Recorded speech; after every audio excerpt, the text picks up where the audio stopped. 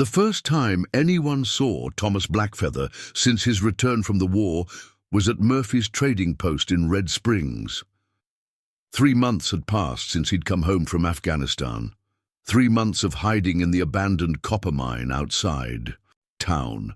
His black hair hung past his shoulders, caked with dust and sweat. His eyes, once sharp as obsidian, now carried the hollow look of someone who'd seen too much. Before we jump back in, tell us where you're tuning in from. And if this story touches you, make sure you're subscribed, because tomorrow I've saved something extra special for you. Coffee and jerky, he muttered to old Murphy, laying down crumpled bills that trembled in his hand. Murphy had known Thomas since he was a boy, remembered when he'd won the state wrestling championship at 17, remembered the day he'd enlisted. After 9/11, he'd watched this strong young Apache man transform into something else entirely. "You've been living rough, Tom," Murphy said, not as a question but a gentle observation. Thomas grabbed his supplies and vanished back into the desert before Murphy could offer more words.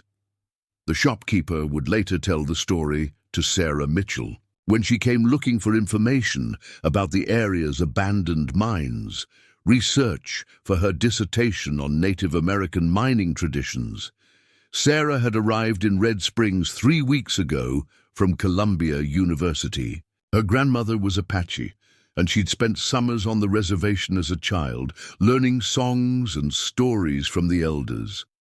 But this project was different.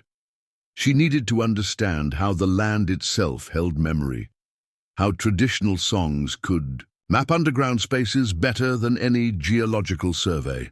That evening, as the sun painted the canyon walls orange and purple, Sarah made her first descent into Eagle Canyon. She carried her recording equipment, planning to test the acoustics of the ancient cave system. The Apache had sacred songs for every landscape feature, songs that could bounce off walls and reveal hidden passages. She didn't know she wasn't alone. Thomas had been living in the deepest chamber of the mine for weeks. He'd chosen it because the darkness matched his thoughts, because the weight of the earth above felt familiar, like the pressure in his chest that never let up. PTSD, the doctors called it. But they hadn't been there when his unit was ambushed in the Kunar Valley. They hadn't held Jensen's hand as he shook his head violently, trying to dislodge the memory. That's when he heard it. A voice, clear as water, singing words he hadn't heard since childhood. His grandmother's voice had carried the same melody when she'd taught him to track deer, to read the desert wind. But this voice was different, like honey and thunder woven together. Sarah stood at the cave entrance, testing the echo patterns with an Apache traveling song. The words spoke of journeys through stone corridors, of finding one's way home by sound alone. As she sang, she noticed how each phrase seemed to paint the cave's architecture in waves of sound, revealing passages that weren't visible to the eye. Deep in his chamber, Thomas pressed his palms against the rock wall, feeling the vibrations of the song pass through stone and into his bones. It had been 8 months since he'd felt anything but numbness and rage. For the next 3 hours, Sarah continued her work, moving deeper into the cave system, leaving trail markers and mapping the acoustic properties of each chamber. She was so focused on her research that she missed the fresh footprints in the soft cave floor, missed the empty ration wrappers tucked behind a boulder. She returned the next day and the next. Each time she brought new songs, songs her grandmother had taught her about healing and strength, songs that had helped her people survive forced migrations, diseases, and the systematic stripping away of their culture. Thomas began to expect her. He'd position himself where he could hear without being seen. Sometimes, in the spaces between songs, he caught himself humming along. The first time this happened, he'd clapped a hand over his mouth, shocked by the sound of his own voice, attempting something other than the screams that woke him in the night. On the 5th day, Sarah performed a song she'd never recorded before. The Warrior's Return Song. It was meant to cleanse returning fighters of the violence they'd carried home, to help them lay down their weapons and remember their place in the web of family and community. The words spoke of eagles returning to their canyon, of young men washing war paint from their faces, of finding peace in the land that had birthed them. As she sang, she thought about her research, about how these songs were more than cultural artifacts. They were medicine.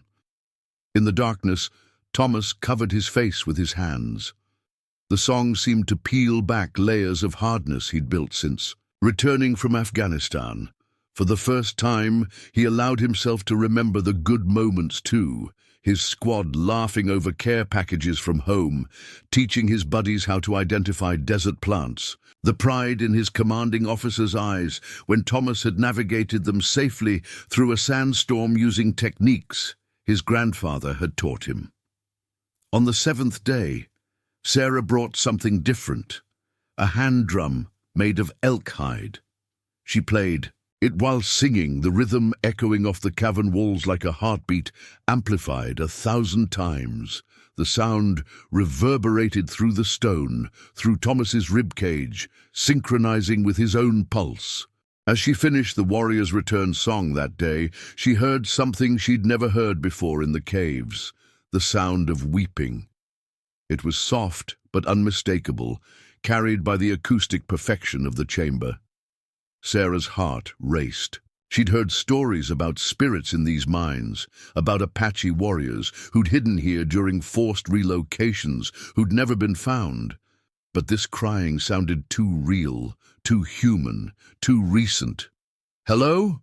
she called out, her voice bouncing back from a dozen different passages. "Is someone there?" Silence answered her, heavy and expectant. She tried again, this time singing a simple melody that Apache children learned first, a song of welcome, of peace, of one human being recognizing another. The melody was gentle, non-threatening, a musical equivalent of extending an open hand. Thomas had retreated deeper into the cave, but his hands still shook. The song had broken something in him, not destructively, but like dawn breaking through, a storm. He wanted to run, wanted to lose himself further in the darkness, but his grandmother's teachings rose unbidden in his mind. When someone sings to you, your heart must answer, or the song dies. Sarah waited, letting the echoes fade. She gathered her equipment and marked the day's findings in her notebook.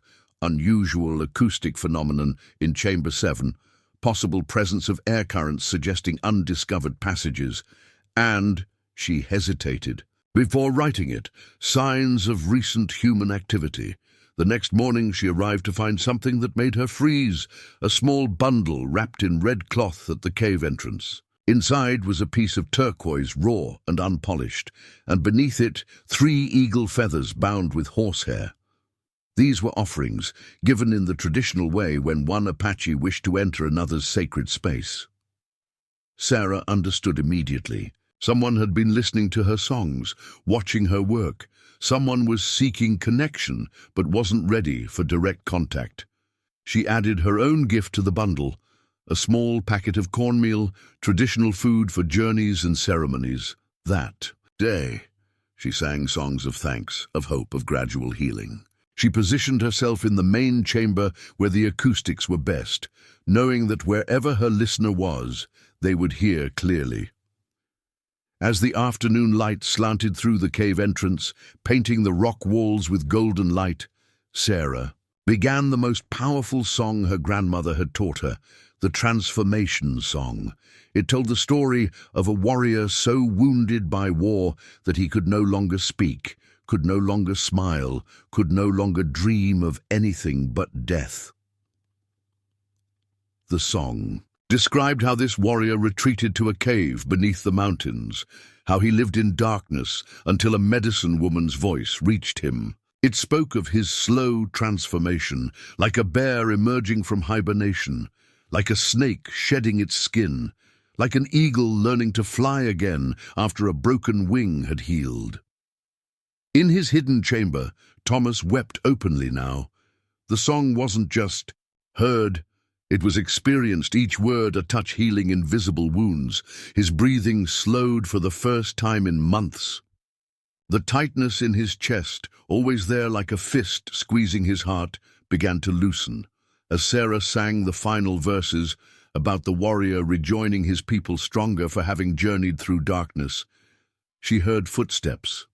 Slow, tentative, getting closer. She didn't turn around, didn't stop singing, but she felt a presence enter the chamber behind her. The song ended with a descending phrase that spoke of homecoming. In the silence that followed, Sarah could hear ragged breathing, the sound of someone struggling with emotion. "I was in the Kunar Valley," a voice said, rough from months of disuse. "3rd Infantry Battalion, we lost—" He couldn't finish. Sarah remained very still. "My name is Sarah Mitchell," she said softly. "My grandmother was Jicarilla Apache. She taught me these songs." "Blackfeather," he said after a long pause. "Thomas Blackfeather, your songs. They're the first thing that's made sense since I've been back." She risked a glance over her shoulder. In the golden light filtering into the cave, she saw a tall figure silhouetted against the darkness of the deeper tunnels. His hair was long and unkempt, his beard thick, his clothes worn and dirty. But it was his eyes that struck her.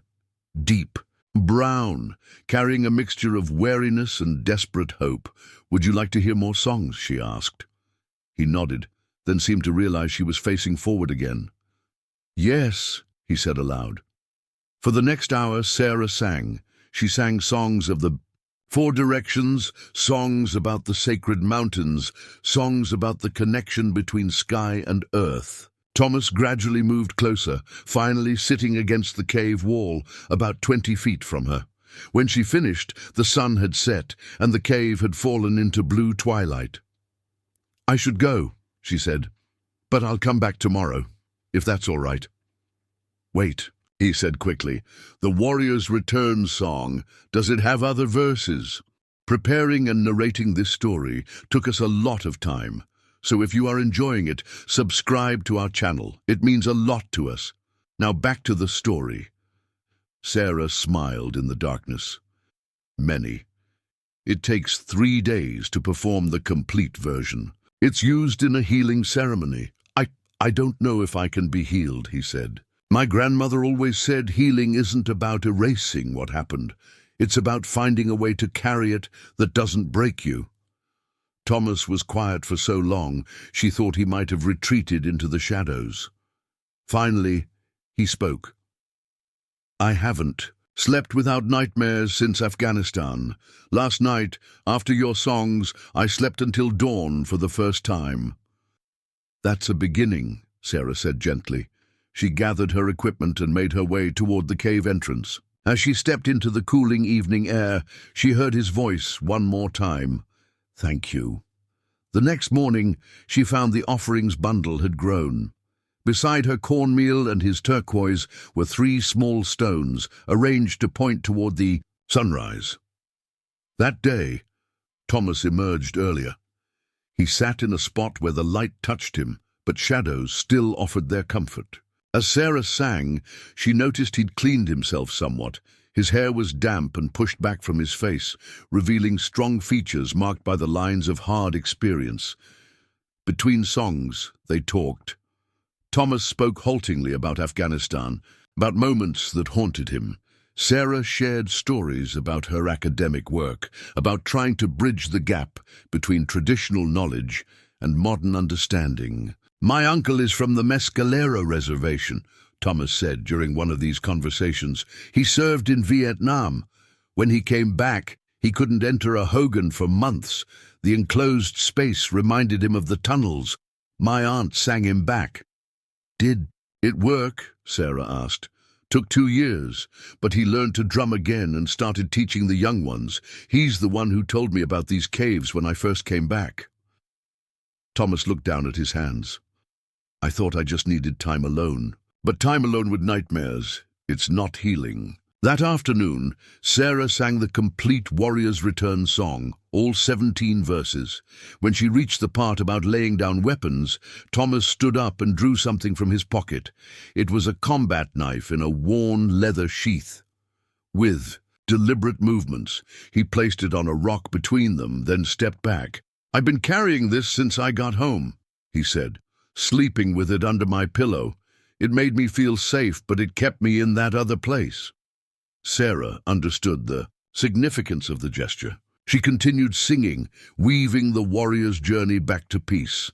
As the last notes echoed through the chamber, Thomas began to laugh, a rusty sound at first, as if he'd forgotten how, but it grew stronger, more genuine. "I just realized," he said, "your songs, they work better than any therapy they gave me at the VA." "Different medicine," Sarah replied. "But Apache people have been using music for healing longer than there's been a VA." Before she left that day, Thomas made a request. "Tomorrow, could you bring that drum again? I used to drum when I was younger. I think I'd like to." "Try again." Sarah felt a surge of hope. "I'll bring it." True to her word, she arrived the next morning with the elk-hide drum and a second one from her car, a smaller hand drum her grandmother had given her years ago. Thomas emerged earlier than before, drawn by the possibility of making music rather than just listening. His hands trembled slightly as he took the larger drum, but when he struck it the first time, his expression transformed. The sound seemed to awaken something in him. They began with simple rhythms. Sarah showed him patterns she'd learned, and Thomas's hands gradually steadied. Then something remarkable happened. Muscle memory kicked in, and he began playing rhythms he'd learned as a child but hadn't touched in decades. "My grandfather taught me this one," he said, playing a complex pattern that spoke of thunderclouds building. "We'd drum for rain during dry seasons." For the first time since returning home, Thomas felt a connection to his past, to his culture, to another human being who understood. As their drums played together, he found himself telling Sarah things he hadn't been able to voice to anyone. The fear that never left him, even in safe places. The guilt of surviving when others hadn't. The way sounds in the grocery store could send him diving for cover. "The worst part," he admitted, "is feeling like I don't belong anymore. Not in the military, not back here. I'm some kind of ghost." Sarah's hands continued their steady rhythm. In the old stories, warriors who return from the spirit world, from war, they're never quite the same. But they're not supposed to be. They carry wisdom that can help the whole people, but only after they've found their way back. As the afternoon stretched on, more memories surfaced, good ones this time. Thomas talked about his squad, about the camaraderie that had formed under impossible conditions. He talked about local Afghan families who'd helped them, about moments of unexpected beauty in that harsh landscape. "You know what I miss most?" he said suddenly. "The stars. Over there, when we were out in the mountains, the sky was so clear. You could see everything. Here, with all these lights, we miss half the universe." "There's a place about an hour from here," Sarah said thoughtfully. "Painter's Bluff. Nothing but desert for miles. Apache scouts used to use it as a lookout point. The sky opens up completely."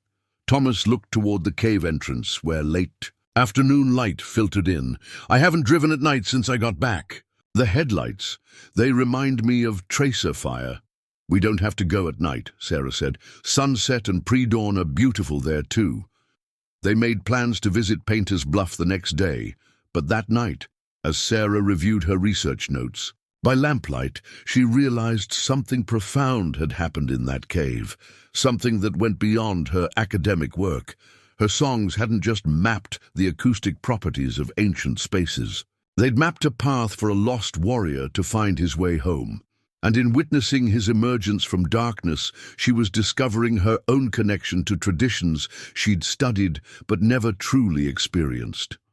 The next morning, they met at the cave. As usual, but this time, both carried day packs for their expedition. Thomas looked different, cleaner, more alert. He'd trimmed his beard and tied his hair back. The wild edge that had defined him when they first met had softened into something more focused. "Ready?" Sarah asked. He took a deep breath. "Ready to try." They drove in Sarah's Jeep, taking back roads that avoided heavy traffic. Thomas sat tensely at first, his hand gripping the door handle, but as they left the town behind and entered open desert, his shoulders gradually loosened. At Painter's Bluff, they hiked up a gentle slope to a flat overlook. The view stretched endlessly in all directions, red rock formations, distant mountains, and a sky so vast it seemed to swallow the horizon.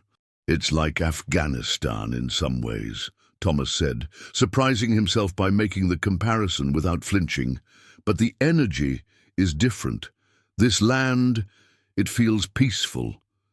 They spent the day there, alternating between companionable silence and conversation. Sarah worked on transcribing her cave recordings, while Thomas simply sat, letting the desert wind wash over him. Around noon, they shared the lunch Sarah had packed. "You know," Thomas said, watching a red-tailed hawk circle overhead, "before I deployed, my grandfather made me promise to come see him when I got back. He wanted to do a blessing ceremony. I've been too ashamed to go. I'm not the person who left." "Maybe that's exactly why you should go," Sarah suggested. As the sun began its descent, painting the clouds in impossible colors, Thomas pulled out the 2 drums Sarah had brought. Without discussing it, they began to play together, their rhythms braiding with the wind and the fading light. The drumming attracted attention. From the brush below their overlook, 3 men emerged, ranchers by the look of them, surprised to find others at this remote spot. "Evening," the eldest called up. "Didn't expect company out here." Sarah and Thomas stopped playing. Thomas tensed slightly, but Sarah waved them up. "We were just enjoying the sunset. Plenty of room." As the men climbed the last few feet to the overlook, Thomas recognized them, the Johnson brothers, whose family had owned land near the reservation for generations. Dave, the eldest, had been a couple years ahead of him in high school. "Tommy Blackfeather." Dave squinted. "Heard you were back from overseas." "That's right," Thomas said carefully, waiting for the familiar questions, the platitudes about service and sacrifice that always felt hollow. But Dave just nodded and found a spot to sit. "Dad always said this was the best place to clear your head. Brought us here after Mom passed." The 5 of them watched the sunset together in comfortable silence. As darkness approached, the stars began to appear, first a few, then dozens, then hundreds. Thomas lay back on the rock, overwhelmed by the sight he'd missed for so long. Back in Afghanistan, he found himself saying, "We had a saying, the stars see everything, forgive everything." It was supposed to be comforting, but sometimes it felt like too much weight, all that seeing, all that knowing. Jake, the youngest Johnson brother, spoke up. "My cousin came back from Iraq spring of last year, said for months he could only look at the stars for a minute at a time. Too many memories attached to star navigation, to night ops." Thomas turned, his head surprised by the understanding in the young man's voice. "How is he now?" "Better. Took him a while to find his footing, but he's working with the Veterans Center in Tucson now, helping other guys transition. Says it's like learning to walk on different ground, same feet, different earth." As the stars wheeled overhead, the conversation deepened. The Johnson brothers shared stories about their father's time in Korea, about uncles and cousins who'd served. Thomas found himself contributing more than he'd expected, describing the lunar nature of Afghanistan's mountains, the way sand got into everything, the surprising moments of beauty amid the brutality. Sarah listened, occasionally adding context from her grandmother's stories about warriors from different eras. She spoke about the Apache scouts who'd served with the U.S. Army, about their unique position as both native warriors and American soldiers. When the night grew cold, Dave produced a thermos of coffee laced with whiskey. They passed it around, the warmth welcome as the desert temperature dropped. "You know," Dave said eventually, "we've been thinking about redoing the old Murphy place, the one that borders tribal land, turning it into something useful. Therapy center maybe, or just a quiet place for veterans. Dad always believed these lands had healing in them." "Your father was a good man," Thomas said. "He used to hire Apache ranch hands when a lot of folks wouldn't. Learn more from your people than we ever taught them," Dave acknowledged. "Always said Apache know how to listen to the land, how to find water where others see only desert." As they prepared to leave, Sarah felt moved to sing one more song, a night blessing song her grandmother had taught her. Her voice carried across the dark desert, speaking of stars as ancestors watching, of desert winds carrying prayer, of finding one's path even in darkness. When she finished, the men sat quietly for a moment. Then Jake spoke. "My girlfriend's grandmother is Hopi. She says music creates bridges where words can't reach." They packed up their things, but before they left, Dave turned to Thomas. "You know where to find us, Tom, if you ever need anything. Sometimes just having land to walk on without questions can help." Back in her Jeep, driving the dark roads toward town, Sarah asked, "How was that, being around other people?" "Better than I expected," Thomas admitted. "I kept waiting for the anxiety to hit, but..." He paused, searching for words. "Maybe it was the stars. Maybe it was hearing other people talk about struggle without judgment. Maybe it was the drumming. I don't know, but I felt connected. Not like before Afghanistan, but different, like I could find a new way to be." When they parted that night, at the cave entrance, Thomas hesitated before speaking. "My grandfather lives about an hour from here, on the reservation. I think I'm ready to see him tomorrow. Would you maybe come with me? He'll want to meet the person whose songs helped bring me out of the dark." Sarah felt the weight of what he was asking, to be part of this next step, this facing family and community. "Of course," she said. "I'd be honored." The next morning, they set out for the reservation. Thomas drove this time, his hands steady on the wheel. As they crossed onto tribal land, he pointed out landmarks: the small church where he'd learned to say in Apache, the school where he'd excelled in math and disappointed his basketball coach by choosing cross-country instead, the powwow grounds where he'd won his first dance competition. His grandfather, Henry Blackfeather, lived in a traditional house on a small rise overlooking a valley. The old man was outside when they arrived, working on a piece of silverwork. In the morning sun, he stood slowly as they approached, his eyes finding his grandson first, then Sarah. For a long moment, grandfather and grandson stood looking at each other across the distance of years and war. Then Henry opened his arms, and Thomas stepped into them, both men holding on for a long time. When they finally separated, Henry turned to Sarah. "Thank you," he said simply, "for helping him find his way back." Inside the house, surrounded by family photographs and the smell of fry bread, Thomas told his story, the real story, not the proud homecoming narrative he'd offered when he first returned. He spoke about the darkness, about the cave, about the songs that had reached him. His grandfather listened without interrupting, nodding slowly. When Thomas finished, Henry said, "I knew you would come when you were ready. The cave spirits have their own timing." He disappeared into another room and returned with a ceremonial bundle. "I've been keeping this for your return. It belonged to your great-great-grandfather, who was a scout. He knew that warriors must sometimes walk alone to remember who they are before they can walk among the people again." The bundle contained a warrior's shirt adorned with beadwork in traditional patterns, and a medicine pouch made from the hide of his great-great-grandfather's first deer hunt. "Tonight," Henry continued, "we will do the purification ceremony. Tomorrow, the blessing. I have sent word to the others. They will come." Thomas looked alarmed. "Others?" "Your story has traveled while you were in the cave," his grandfather explained. "Many families have sons and daughters returning from war. Many are struggling to find their place. When they heard of the songs in the caves, they became hopeful." Sarah understood immediately. He means they want to see that healing is possible. As the day progressed, people began arriving. Not just family, but friends, neighbors, and strangers, all with connections to warriors struggling with return. By evening, about 50 people had gathered, sharing food and stories around a large fire pit in Henry's yard.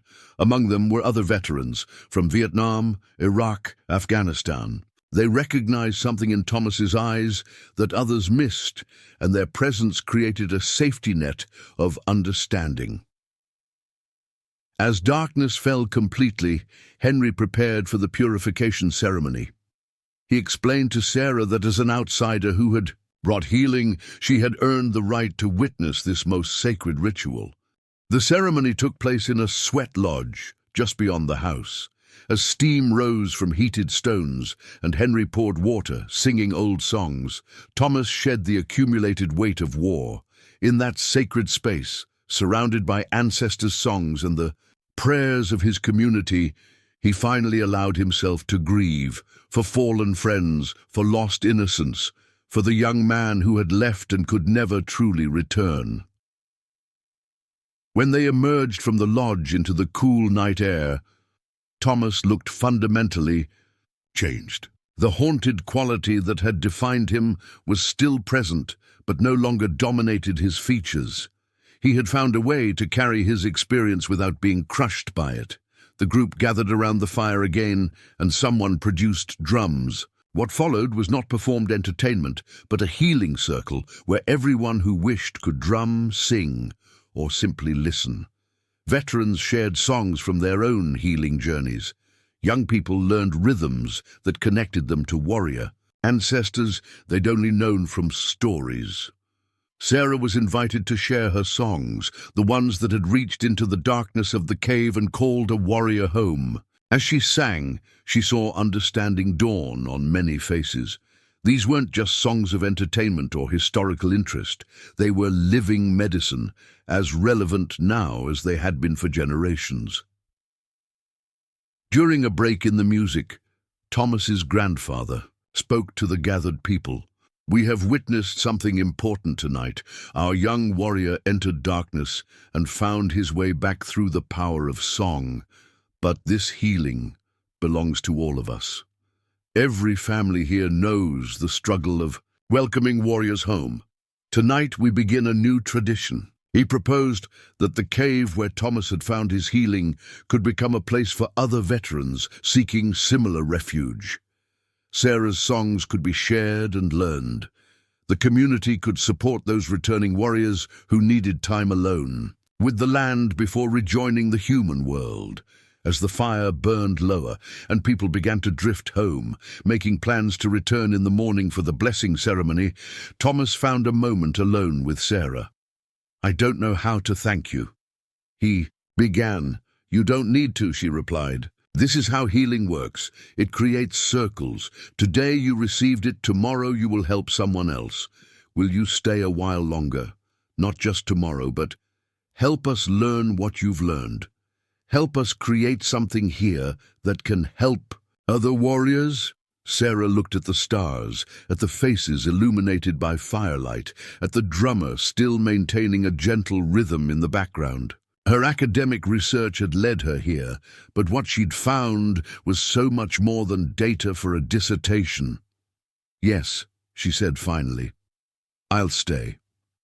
That night, as Sarah slept in the guest room of the Blackfeather house, she dreamed of singing stones and warrior eagles. In the main room, Thomas slept without nightmares for the second time since his return, and in the cave below Eagle Canyon, the echoes of ancient songs mixed with new ones, creating harmonies that would call other lost warriors home.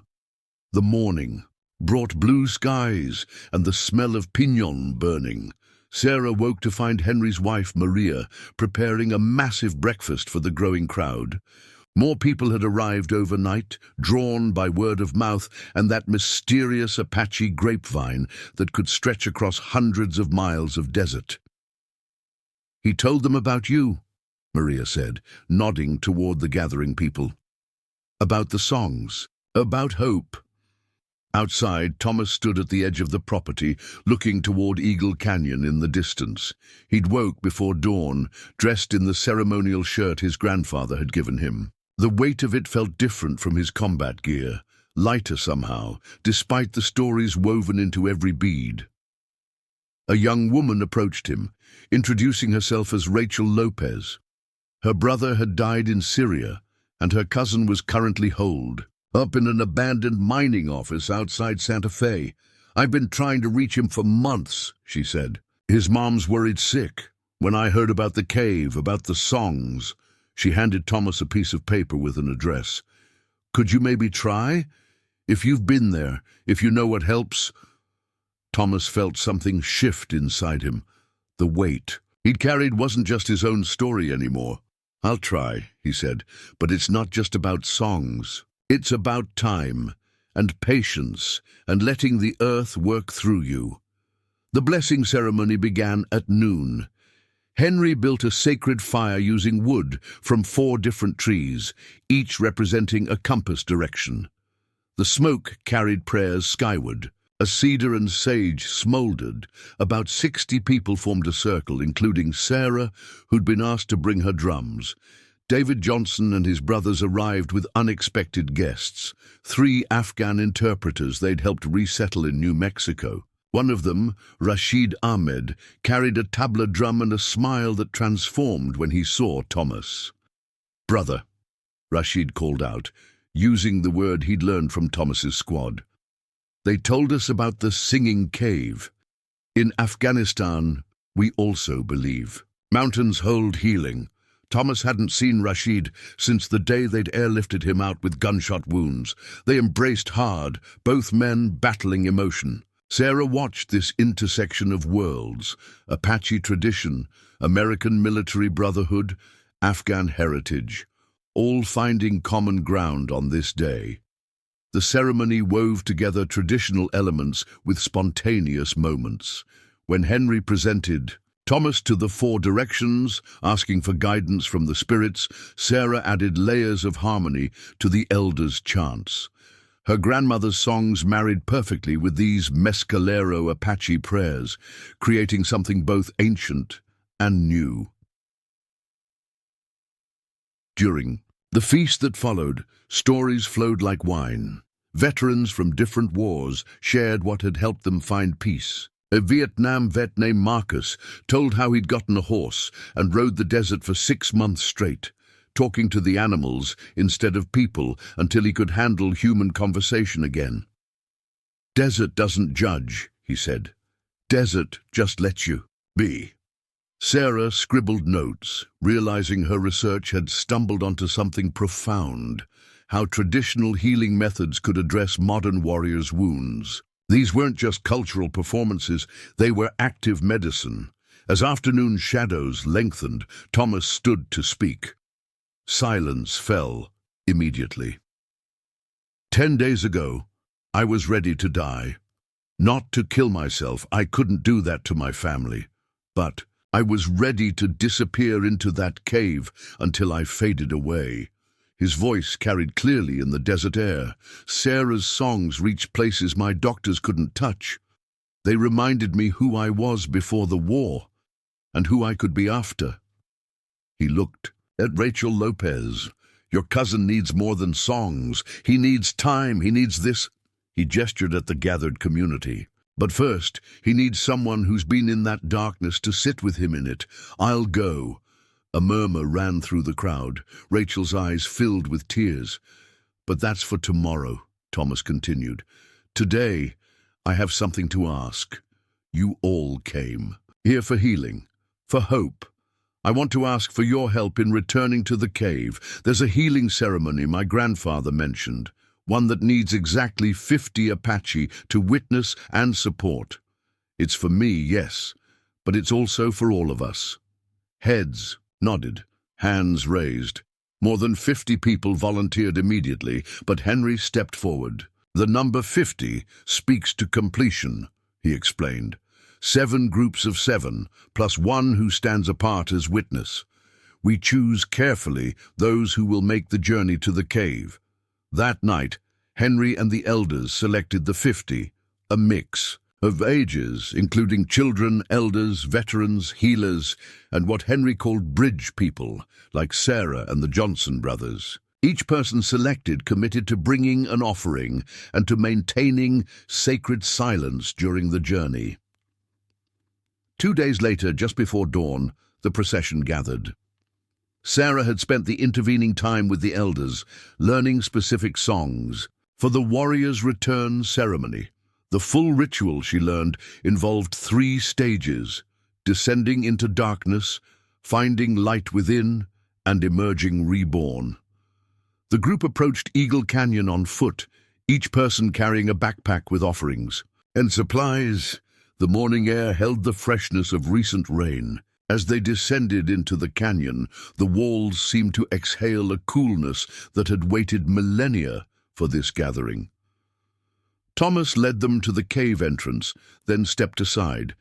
He would be the last to enter, as tradition demanded.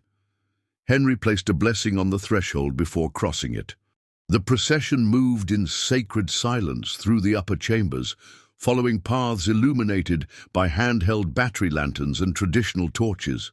Sarah had mapped the route, but today she experienced it differently, not as a researcher, but as a participant in an ancient ritual given new life.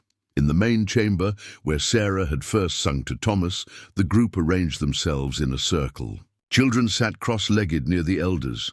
Veterans clustered on one side, their different uniforms and eras creating a visual timeline of service. Healers positioned themselves at compass points, each carrying bundles of sacred herbs. The ceremony began with purification. Sage smoke spiraled upward, finding ancient ventilation shafts that hadn't been seen by human eyes in centuries. Sarah's academic mind noted the perfect natural engineering while her spirit engaged with the ritual. Henry began chanting in Apache, his voice surprisingly strong for his years. The elders joined, then the entire assembly. Words Sarah had learned, phonetically now carried meaning as the community's intention strengthened them. The sound, built until the cave itself, seemed to vibrate with song. Then came the descending into darkness phase. Thomas retreated to his chamber, the one where Sarah's songs had first reached him. But unlike before, he wasn't alone. 5 veterans, including Marcus and Rashid, joined him. They would share their own darkness, making his isolation a connection. 4. In 3 hours, the women's voices dominated. Sarah led songs about finding strength in surrender, about how caves became wombs for rebirth. Mothers and sisters sang about waiting for warriors to return, about keeping hearth fires burning through long nights. In the warrior's chamber, men shared stories they'd never told their families. Rashid spoke about surviving the ambush that had nearly killed him, about the guilt of living when friends had died. A Korean war vet named Joseph described how he'd turned to alcohol for 20 years before finally finding healing through ceremony. Thomas listened more than he spoke, absorbing the truth that his story echoed countless others. The cave walls held their words, seemed to mingle them with older stories of Apache warriors who'd used these same chambers for similar purposes. The second phase, finding light within, began when Sarah sang the cave's heartbeat song. Her voice started alone, pure and high, echoing conditions of the largest chamber. Gradually, drums joined. First Henry's hand drum, then the tabla Rashid had brought, then drums the Johnsons had provided. Children approached the center of the circle, bringing drawings they'd made of their warrior relatives. These weren't careful, realistic portraits, but wild expressions of pride, fear, and love. A 7-year-old named Elena placed her picture of Thomas near his offering stone.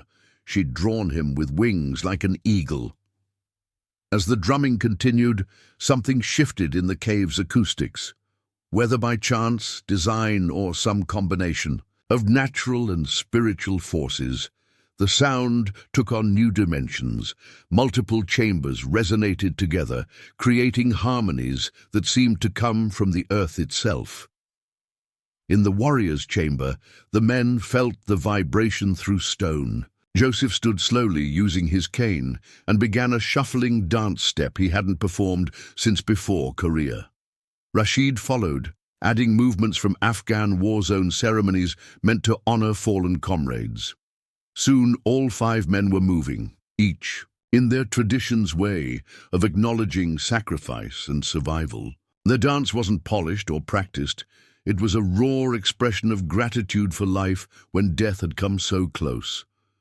Thomas watched until he couldn't anymore. Something broke free in him. Not pain this time, but joy so long suppressed it felt. Strange. He joined the dance, incorporating steps his grandfather had taught him, adding what he'd learned watching tribal fighters in Afghanistan move to their own music. Outside, the larger circle felt the energy shift. Children began dancing. In their places, elders nodded approval. Sarah's singing transformed into something more primal, more celebratory. When the final phase, Emerging Reborn, began, the entire cave system rang with sound. Every person present contributed their voice, drum, or instrument. Sarah led them through the transformation song, but this time the entire community powered it, not just her lone voice. As the song built to its culmination, Thomas and the 5 men emerged from the deep chamber. They moved slowly, in single file, each carrying something they'd left behind in that darkness. Thomas held his combat knife, not threateningly, but like the tool it had become, not the weapon it had been. When they reached the main chamber, each man placed his object at the center of the circle. The combat knife joined a bottle of whiskey, a faded photograph, a set of dog tags, and a letter that had never been sent home. These weren't just possessions, they were symbols of what no longer needed to be carried. Henry stood, raising his arms toward the cathedral ceiling of the cavern. We witnessed the transformation of warriors to peacemakers, of survivors to healers, of carriers of weight to teachers of wisdom. The 50 Apache voices responded as one. Ho! As the formal ceremony concluded, the mood lightened, but retained its sacred quality. People shared traditional foods they'd brought. Mesquite flour, cookies, agave candy, prickly pear juice. Children were allowed to run and explore the upper chambers under supervision. Sarah found herself surrounded by people wanting to learn more songs. She taught them simple melodies, but more importantly, shared how these songs had maps hidden within, ways to navigate both physical and emotional landscapes. 2 teenage boys, cousins to Thomas, showed particular interest. We want to come back here, the older one said. Make it a place other kids like us can bring our dads and uncles. Their grandmother, a healer named Rose, overheard. The cave has been waiting for this purpose. My grandmother's grandmother spoke of warrior ceremonies here. During the wars with Mexico, with the cavalry, always caves heal. As afternoon light slanted through cavern openings, creating natural spotlights, the most unexpected moment occurred. Rashid asked if he could share something. From his pack, he pulled out a rubab, a lute-like instrument from Afghanistan. He'd carried it through war, immigration, and his own recovery. In my country, he said, we have a saying, music is the bridge God builds between hearts. May I play for our healing? The hauntingly beautiful melody filled the cavern, notes bending and weaving like prayer. To everyone's amazement, the cave's acoustics transformed the single instrument into an orchestra. Echoes layered upon each other, creating harmonies that seemed impossible from one source. Thomas recognized the melody. Rashid had hummed it sometimes during long watches in Afghanistan. Then it had been a private comfort. Now it became a gift to the community that had welcomed his friend. When Rashid finished, silence held the cave for a long moment. Then Thomas began to sing, hesitantly at first, then stronger. He sang an Apache traveling song, but modified the words, addressing them to Rashid. "Brother who came from far mountains, your music lives in these stones now. Our paths crossed in dust and danger. Now they meet again in peace." The bridge between cultures, between traumas, between healing traditions, had been built with music. As the gathering prepared to leave the cave, Henry asked for one final ritual. Each of the 50 Apache participants touched the cave wall, leaving a blessing for future warriors who might seek healing here. They didn't mark the walls. Apache tradition respects the integrity of sacred spaces, but the intention left an energetic imprint. The procession back to sunlight carried a different energy than the morning descent. People talked quietly, processed what they'd witnessed and experienced. The children, less bound by adult constraints, skipped ahead, already planning to return. Emerging into late afternoon light, Thomas stood at the canyon rim as others passed through back to the upper world. Sarah waited with him, understanding the significance of this threshold crossing. "You know," he said, watching his people climb. "The trail. For months I wanted to disappear into that cave. Now I realize maybe my spirit needed to dissolve there so something new could form." They were the last two to leave Eagle Canyon that day. As they climbed the final switchback, Thomas paused to look back. The cave entrance was barely visible. From this height, just a shadow among shadows. Yet its presence dominated the landscape now, a gravity well of healing that would draw others to its depths. "Rachel called this morning," Sarah mentioned as they reached the top. "Her cousin, the one in Santa Fe, he's willing to meet you tomorrow. She thinks maybe if someone who's been there talks to him." Thomas nodded slowly. "The ceremony today, it wasn't just about my healing, it was about learning to pass it on." They drove back to Red Springs in comfortable silence, the setting sun painting the desert in golds and purples. As they neared the town, Thomas surprised himself by taking a different route, one that passed the VA office downtown. "I've been getting disability checks," he said, "but I haven't been inside since they diagnosed me. I think I'm ready to start going to group therapy." At the VA parking lot, he didn't get out immediately. They have this peer support program, where veterans further along help guys just coming home. "I never thought I could be the one doing the helping. The best healers are the ones who've broken themselves," Sarah said. As they parted that evening, Thomas made a request that would change everything. The elders want to establish the cave officially as a healing site. They need someone who understands both the traditional knowledge and how to document it properly. They want you to be the keeper. Sarah felt the weight of the offer. Her dissertation research had led her here, but accepting meant abandoning pure academia for something more sacred, more immediate. "I'll need to think about it," she said honestly. "Take the time you need," Thomas replied. "The cave has waited hundreds of years for this purpose. It can wait a little longer for the right keeper." That night, Sarah reviewed her research notes, comparing them to what she'd experienced. The data was fascinating: acoustic measurements, historical context, ethnographic observations.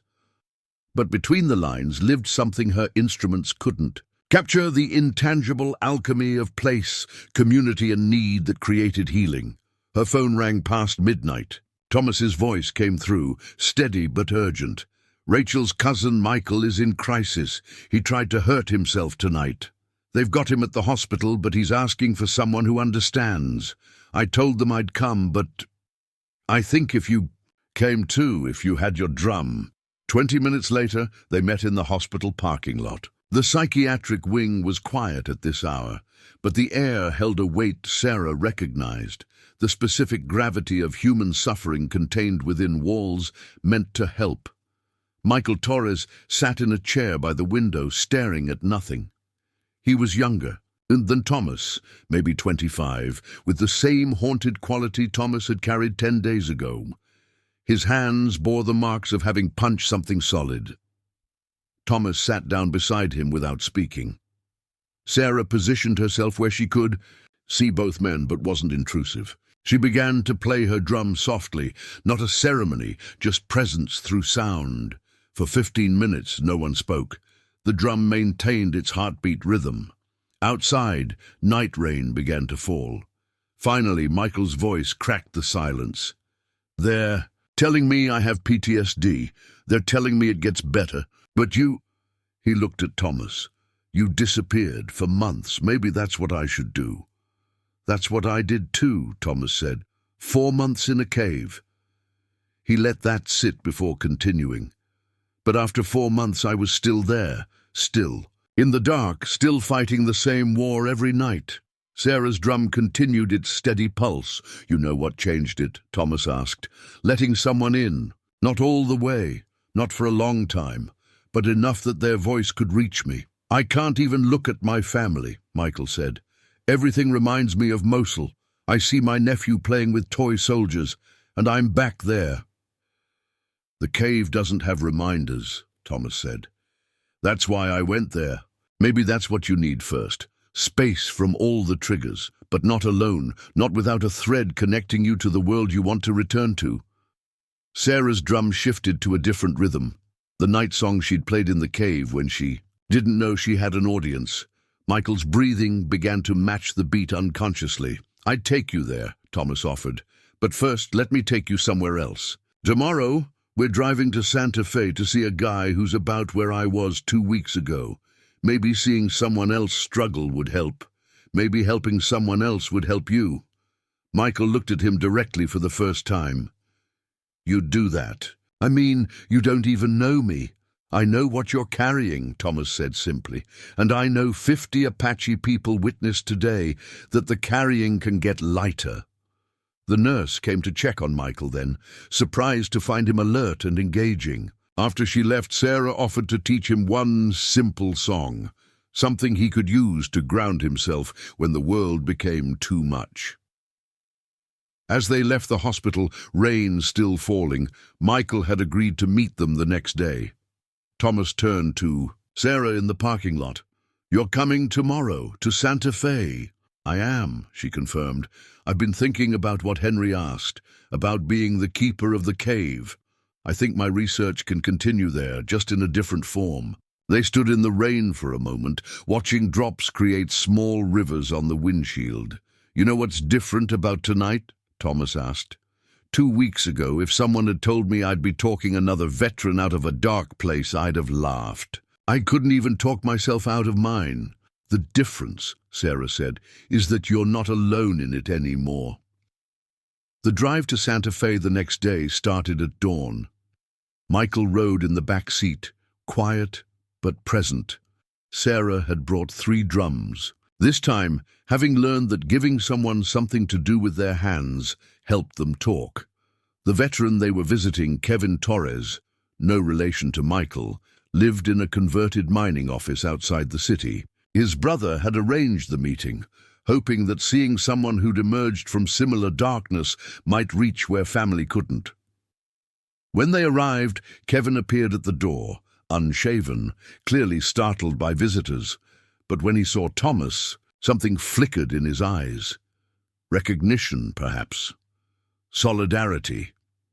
"I hear you served with the 82nd Airborne," Thomas said, extending his hand instead of offering the clinical professional courtesy he'd expected. The next hour unfolded like layers of trust being peeled away. Kevin showed them around his space, how he'd secured every window, how he slept in a corner where he could see all entrances, how he'd stopped answering his phone because civilian priorities felt alien. Sarah suggested they sit outside where the sun could reach them. She'd learned in the cave that darkness had its place in healing, but so did light. As they sat on rough wooden steps, she introduced the drums. "These don't have triggers," she explained. "They're not like anything you heard over there. They're older than the wars we're fighting now." Michael spoke up, surprising everyone. "I can't listen to fireworks anymore. 4th of July sounds too much like Mosul, but this feels different. They began simply playing rhythms with no pattern required. Kevin's hands shook at first, then steadied. The physical act of creating sound seemed to anchor him to this moment, this place, away from flashbacks. "You know what I miss?" Kevin said after a while. "Being part of a team, having a mission. Here I'm just a broken vet collecting disability and trying not to scare my family." Thomas set down his drum. "What if I told you there's a mission here, building a healing space for other warriors, making sure what happened to us gets used to help others?" It was then Thomas fully articulated what had been forming in his mind since the ceremony. The cave could become a sanctuary, but it needed infrastructure, safe access, emergency protocols, connections to mental health services, guides who understood both traditional healing and modern trauma. "The Apache have knowledge," he explained. "Sarah has academic understanding. The community has support. But we need veterans who've walked this path to help others navigate it." By the time they left Santa Fe that afternoon, Kevin had committed to meeting with Henry and the elders. Michael had grown quiet again, but his brother later texted that he'd slept without nightmares for the first time in months. The journey back gave Sarah time to reflect on what was emerging. Not just healing for individuals, but the birth of something larger. An integration of traditional medicine with modern needs, the creation of new ceremonies to address contemporary wounds. When they arrived back in Red Springs, Thomas asked Sarah to stop at Murphy's trading post. The old man behind the counter looked up from his magazine, eyes registering the change in Thomas's demeanor. "Murphy," Thomas said, "you know that old mining office out by Eagle Canyon? The one near where you used to hunt?" "Know it well," Murphy replied cautiously. "We want to buy it, turn it into a veterans center with connections to traditional healers." Murphy studied Thomas for a long moment. "You asking or telling?" "I'm asking for your help," Thomas replied honestly. "You've known this community for decades. We need someone who can bridge this, someone non-Apache who understands Apache ways, someone who can talk to the county about permits and zoning." It was the first time Thomas had asked for help from his broader community since returning. Sarah saw the significance. Another threshold crossed. 2 weeks after the ceremony in the cave, Sarah stood at the same spot where she'd first met Thomas. The cave entrance now hosted a simple wooden structure, not blocking access, but providing basic shelter and information for those who might seek healing here. Inside, posted on the wall alongside traditional Apache pictographs, were guidelines in both English and Apache. This space welcomes all warriors seeking healing. Traditional ceremonies must be conducted by Apache elders. Visitors must show respect for the sacred nature of this place. Solo retreats require check-in protocols for safety music, and drums are welcome. Modern technology should be minimized. Thomas approached from behind, his footsteps no longer carrying the tense alertness of a man expecting attack. "The county approved our permits," he said. "Murphy came through with 2 zoning board members who served in Vietnam." "And Kevin?" Sarah asked. "Moved here last week. He's staying in Murphy's back room, helping renovate the office building. Having something to work on seems to help him." They walked to the cave entrance together. Inside, they could hear drumming. Kevin and Michael had taken to practicing together, creating their own healing rhythms. "You know what my grandfather told me yesterday," Thomas said as they paused at the threshold. "He said this place has been waiting for generations to fulfill its purpose. That our wars might be different from our ancestors, but the need for healing never changes." Sarah pulled out her notebook, now filled with observations that straddled the line between academic record and spiritual journal. "I've been documenting everything, the songs, the ceremonies, the transformation stories. I think I can complete my doctorate while keeping the cave's traditions alive." "And after your doctorate?" Thomas asked. "This is my life's work now," she said simply. "Teaching others, preserving knowledge, witnessing healing, wherever that leads." As they entered the cave, the drumming grew louder.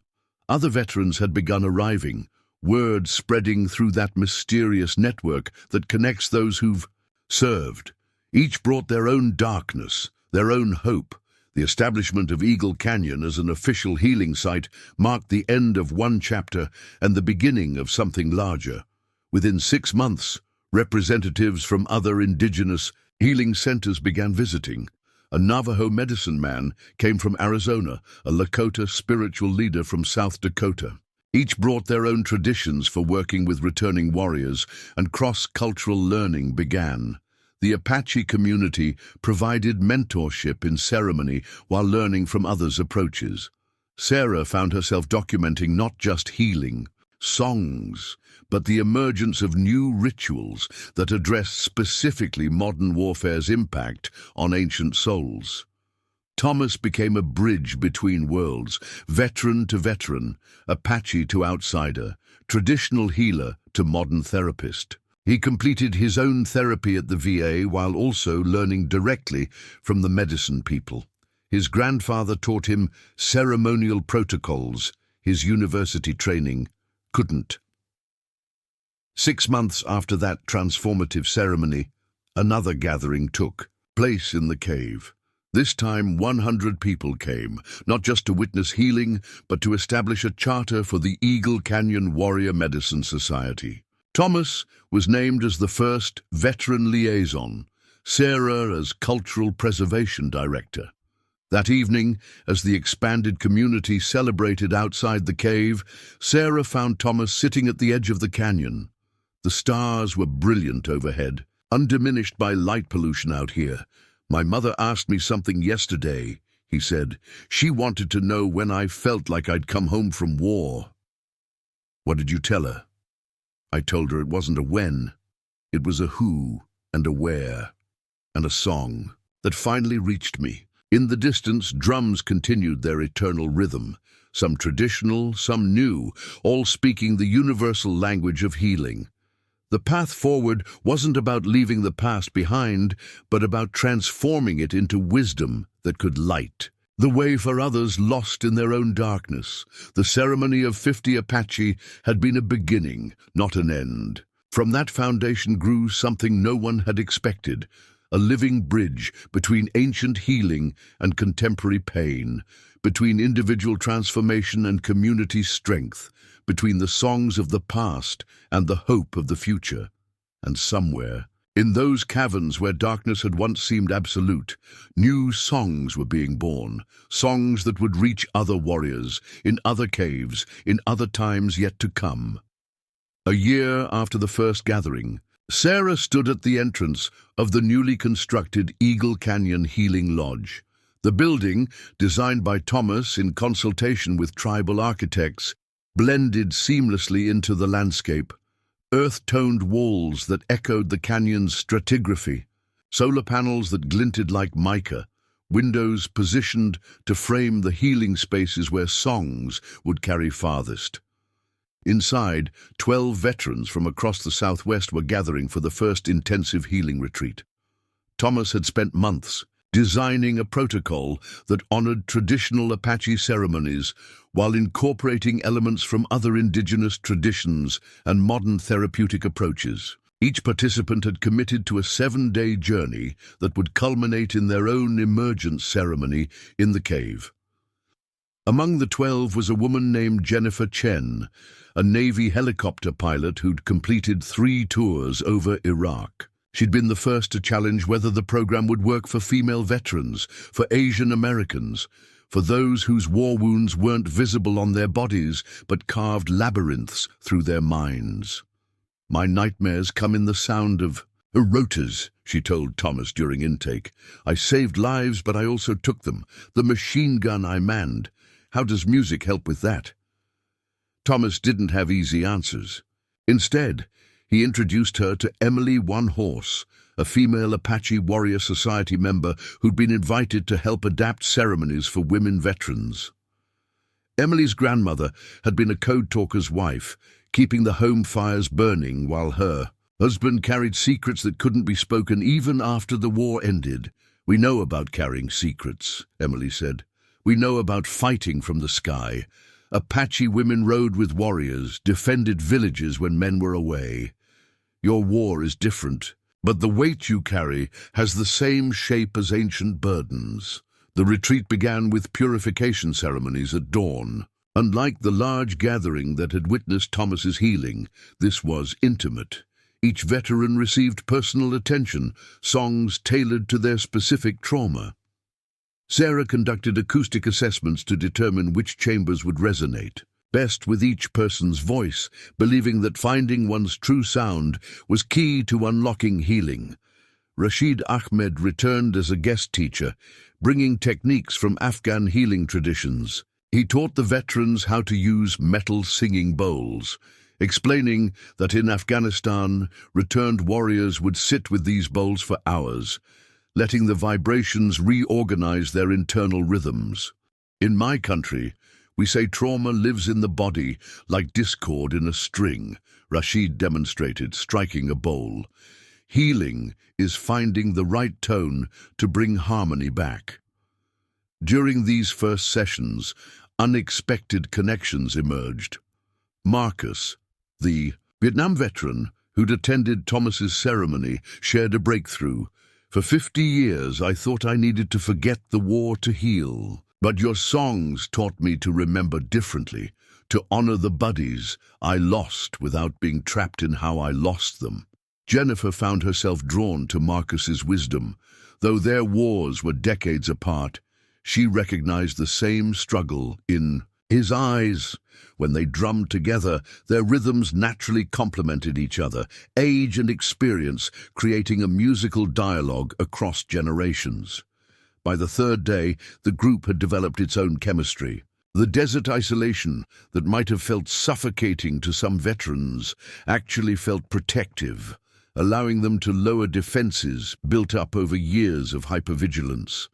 The absence of traffic sounds, of crowds, of anything that could trigger memories of combat zones created a vacuum where new patterns could emerge. That evening, something unprecedented happened.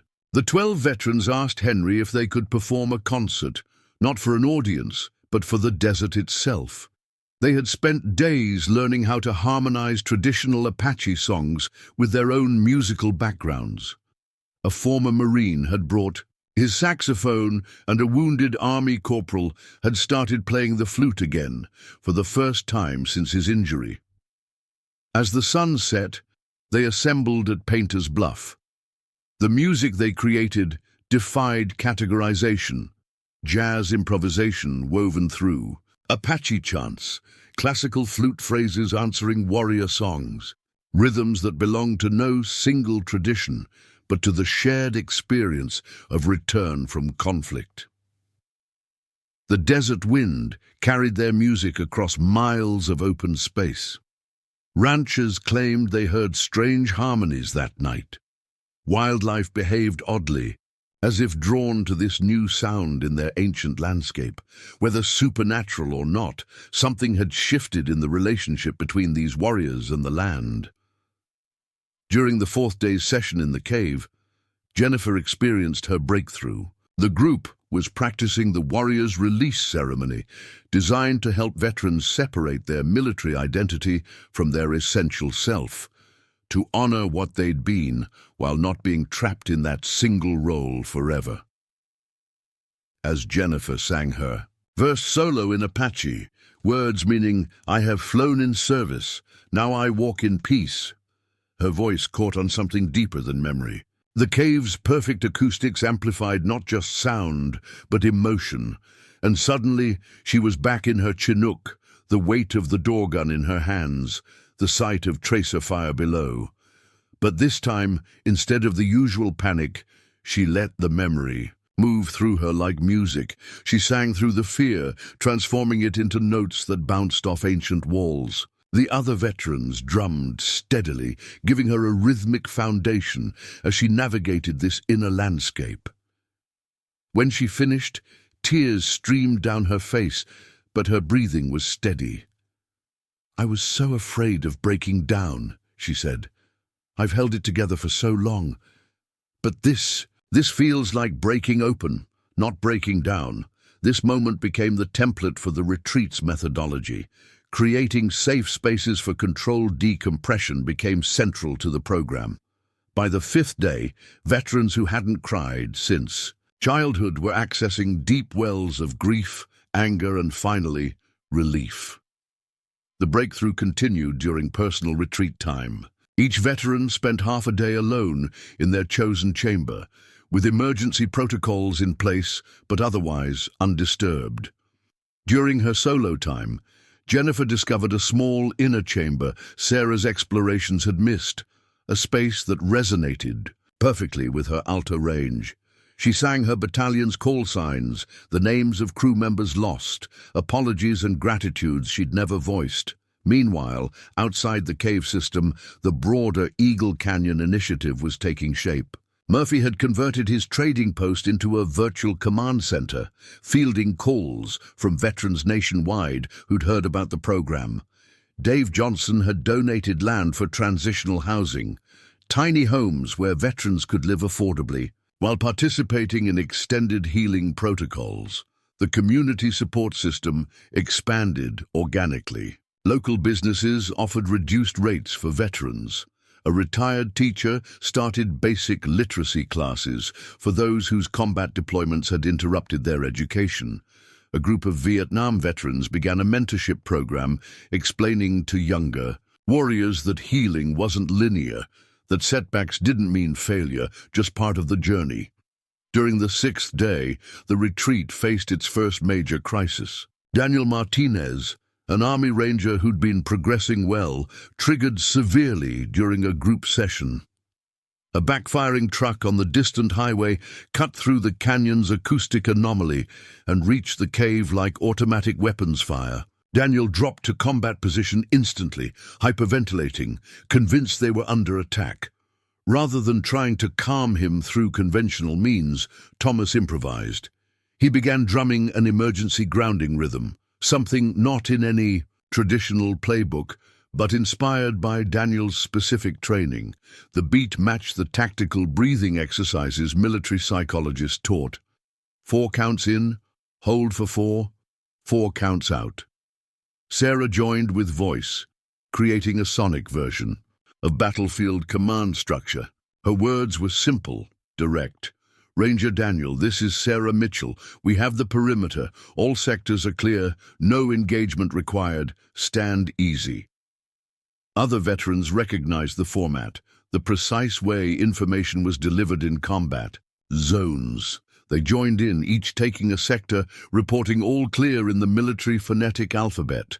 Within minutes, they'd recreated a familiar safety protocol using only voice and drum. As Daniel's breathing normalized, he laughed shakily. That was the most tactical breathing exercise I've ever done. The incident revealed something crucial. Healing didn't mean abandoning military training or identity. Instead, it meant integrating those skills into civilian life in healthy ways. The group spent the rest of the day exploring how their combat disciplines could become tools for community service rather than triggers for anxiety. On the final day, the emergence ceremony drew not 50 Apache witnesses, but a community of 200 people, veterans, families, local supporters, and representatives from other indigenous healing initiatives. The 12 participants had transformed visibly. They stood straighter, made eye contact more readily, smiled without the shadows that had haunted their faces a week earlier. The ceremony began with each veteran gifting something to the cave, objects they'd carried since war that no longer served them. Jennifer left the compass she'd used to navigate rescue missions, keeping the memories but releasing the hypervigilance that made her check her position constantly, even in her own home. Henry explained each offering significance to the gathered witnesses. These weren't just personal items, they were energetic anchors being transmuted from weights into blessings for future healing seekers. As the 12 emerged from the cave in single file, a subtle but profound change occurred in Red Springs and the surrounding area. The success of this first intensive retreat had catalyzed something larger than anyone had anticipated. Veterans who'd been isolated for years began emerging from their own private caves, the spare bedrooms, the workshops, the hunting blinds, where they'd hidden from human contact. The Eagle Canyon Initiative quickly overwhelmed its original framework. Within months, Thomas and Sarah were fielding requests for training from other indigenous communities wanting to establish similar programs. A Cherokee medicine man drove from Oklahoma. A Pueblo elder arrived from New Mexico. Each brought their own traditions while learning how Eagle Canyon had adapted ancient wisdom to contemporary needs. The academic world began taking notice. Sarah received invitations to speak at conferences where she presented papers with titles like Acoustic Healing, Traditional Music as PTSD Intervention, and Sacred Spaces as Therapeutic Environments for Combat Veterans. Her research methodology, combining quantitative data collection with qualitative spiritual experience, pushed boundaries in multiple disciplines. But she never forgot that behind every data point was a human story. She kept a private journal of these stories, ensuring that statistics never overshadowed the actual healing journeys. Meanwhile, Thomas developed into an unexpected leader. The young warrior who'd once lived in darkness now coordinated a complex network of healers, therapists, veterans advocates, and traditional medicine carriers. He spoke at VA hospitals, tribal councils, and congressional committees about the urgent need for culturally integrated healing approaches. His testimony before a Senate subcommittee on Veterans Affairs brought tears to hardened politicians. Senators, I served my country in Afghanistan. When I came home, my country gave me medical care, disability benefits, and talk therapy. But I didn't fully come home until 50 Apache people witnessed my healing in a sacred cave. We cannot ask young Americans to fight for our diverse nation, while offering them only a single tradition of healing upon their return. The summer brought unexpected developments. The Department of Defense contacted the Eagle Canyon Initiative about creating a pilot program for active duty personnel rotating home from deployments. Could preventive healing protocols reduce PTSD development? Could traditional ceremonies help service members process trauma before it calcifies into disorder? Thomas approached this opportunity with both excitement and caution. He consulted with elders, veterans, and even Rashid, whose experience bridging cultures proved invaluable. They developed a shortened protocol, 3 days instead of 7, that service members could complete during their post-deployment leave. The first military pilot included 20 Marines from Camp Pendleton.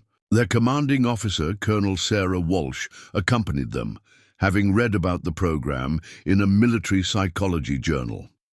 She was skeptical, but committed to exploring any approach that might help her Marines transition. I've lost more Marines to suicide stateside than to enemy fire overseas, she confided to Thomas. If your songs and drums can reach places our debrief protocols can't, I'll drum with them myself. True to her word, Colonel Walsh participated fully in the ceremonies.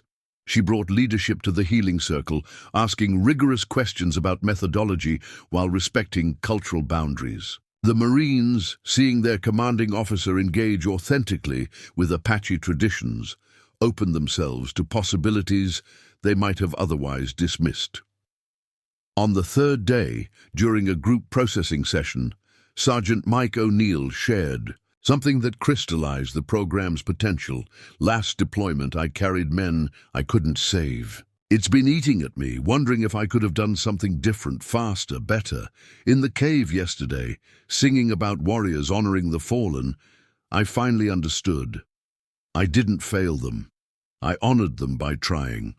The Apache have words for carrying memory without carrying blame. We don't have those words in English. This linguistic and conceptual gap between military culture, therapeutic language, and ancient wisdom became a focus of Sarah's continuing research. She began documenting how Apache terms for different types of courage, loss, and healing provided frameworks that English lacked, especially regarding warrior experiences. As autumn approaches, the Eagle Canyon Initiative faces its most significant challenge yet. The local media had picked up the story, and soon national outlets followed. While publicity brought resources and recognition, it also attracted the wrong kind of attention. A group calling themselves Tradition Keepers accused the program of exploiting Apache sacred practices for public funding. Some members were Apache themselves, concerned about cultural appropriation and the commercialization of healing ceremonies. The controversy forced the community to confront difficult questions. How could they share healing while preserving sacred boundaries? Where was the line between appropriation and appreciation? How could they ensure that growth didn't compromise integrity? Henry called for a tribal council, inviting both supporters and critics. The meeting, held under the harvest moon, drew over 300 people. Voices from every generation spoke. Some defended the program as an essential evolution of tradition. Others feared that mainstream success would inevitably dilute pure Apache practice. Thomas found himself in the unexpected position of defending both tradition and innovation. He spoke in Apache first, then in English. My great-great-grandfathers. Medicine wasn't exactly like his father's. The enemies had changed, the wounds had changed. Medicine evolves to meet need while maintaining its heart. Yes, we must protect what is sacred, but we must also answer the cry of warriors who need healing now. The debate continued for hours. Sarah presented her research, demonstrating how the program preserved traditional protocols while adapting delivery methods. Veterans shared testimonies about how Apache wisdom had saved their lives, but critics raised valid concerns about boundary dissolution. The resolution came from an unexpected source. Emma Two Rivers, 93 years old and one of the last native Apache speakers in the area, stood slowly. The crowd fell silent immediately. I have seen many changes, she began in Apache, her granddaughter translating. I remember when our ceremonies were forbidden by law. I remember when our children were forbidden to speak our language. I remember when a boy named Henry Blackfeather first learned the old ways after they were nearly lost. She gestured to Henry, who bowed his head respectfully. Now I see Apache wisdom helping heal those who defended our freedom to practice our ways. This is not appropriation. This is reciprocity. But, she raised a finger, we must watch carefully. Sacred things can be damaged by careless handling. We need protocols, not prohibition. Her words carried weight that ended the formal opposition. The community agreed to establish a Sacred Practices Council, elders and medicine people who would oversee any expansion of the program, ensuring that core ceremonies remained protected while allowing therapeutic applications to evolve. This governance structure became a model for other indigenous healing initiatives. Within a year, the Eagle Canyon Protocol, as it was officially named, was being adapted by 12 different tribal programs across North America. Each maintained their unique cultural elements while sharing the fundamental approach, integrating traditional wisdom with contemporary needs. The winter months brought a different kind of transformation. As temperatures dropped, the cave system's acoustics changed subtly. Sarah discovered that certain chambers, warmer than others due to geothermal activity, created unique resonant conditions ideal for specific types of healing. The Winter Retreat program emerged from this discovery. Veterans dealing with cold-related combat trauma, those who'd served in Afghanistan's mountains, or Alaska's frozen training grounds, found particular comfort in the geothermally warmed chambers. The steady earth heat became a metaphor for the persistent warmth of healing that doesn't fade even when surface conditions grow harsh. Jennifer Chen returned for the winter program, not as a participant, but as an emerging healer herself. She'd spent months integrating her experience, learning from Emily One Horse how to adapt the warriors' return ceremonies for women veterans' specific needs. During one winter session, she guided a group of female service members through a modified version of the transformation song. The women had added verses about returning to bodies that carried different types of war wounds, military sexual trauma, the invisible injuries that traditional warrior ceremonies hadn't specifically addressed. Aziki. Their voices rose in the warm chamber. Jennifer felt the full circle of her journey. The woman who'd questioned whether ancient songs could heal modern wounds now led others in creating new verses that honored all forms of service and sacrifice. Meanwhile, Rashid had established a program connecting Afghan refugees with veteran healers. His unique perspective, as someone who'd both suffered under war and helped wage it, created bridges of understanding that formal conflict resolution couldn't reach. "In Afghanistan, I learned American military songs," he shared during one session. "Now, in America, I teach Afghan peace songs. War makes strange teachers. Healing makes stranger students." His innovation involved creating translation ceremonies, rituals, where veterans and refugees jointly learned each other's healing traditions. The process helped both groups process guilt, loss, and the complex emotions of cross-cultural conflict participation. One particularly powerful session involved Thomas and an Afghan interpreter named Fadil, who'd worked with Thomas's unit. Fadil carried guilt about providing information that led to airstrikes killing civilians. Thomas carried guilt about survivors of strikes that should have killed him instead. Together, they sang songs of forgiveness in both Apache and Pashto, creating melodies that neither language alone could achieve. As the winter solstice approached, the Eagle Canyon Initiative prepared for its first anniversary ceremony. The event would both celebrate achievements and initiate new developments. Thomas had been working with tribal architects to design a proper healing center, a structure that could accommodate the growing program while maintaining connection to the land. The solstice gathering drew representatives from 36 tribal nations, the Department of Defense, the VA, and international observers from Canada, Australia, and New Zealand, countries with both indigenous populations and military veterans needing similar healing approaches. Under the longest night stars, Henry led a ceremony recognizing the full circle of healing that had emerged from Eagle Canyon. He acknowledged Thomas first, then Sarah, then every person whose transformation had contributed to the greater pattern. "A year ago, one warrior found his way out of darkness through ancient songs," Henry said. "Today, we have witnessed how one healing can become thousands, how one cave can become a living tradition, how the weight warriors carry can transform into strength they share." As Henry spoke, Sarah noticed something remarkable happening with the acoustics. The cold night air, combined with the specific arrangement of bodies around the ceremonial fire, created acoustic conditions that seemed to amplify and harmonize all sounds naturally. Whispers from the back reached the front clearly. When people shifted positions, their movements sounded musical. She realized the landscape itself was participating in the ceremony, not through supernatural means, but through the same natural, acoustic principles that had drawn Apache people to this site for generations. The land had always been teaching. Humans had simply learned to listen again. The celebration continued through the night. Veterans shared stories of healing. Elders, blessed expansions of the program.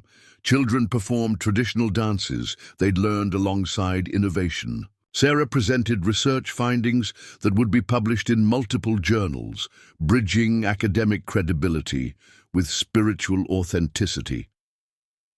But the most significant moment came just before dawn.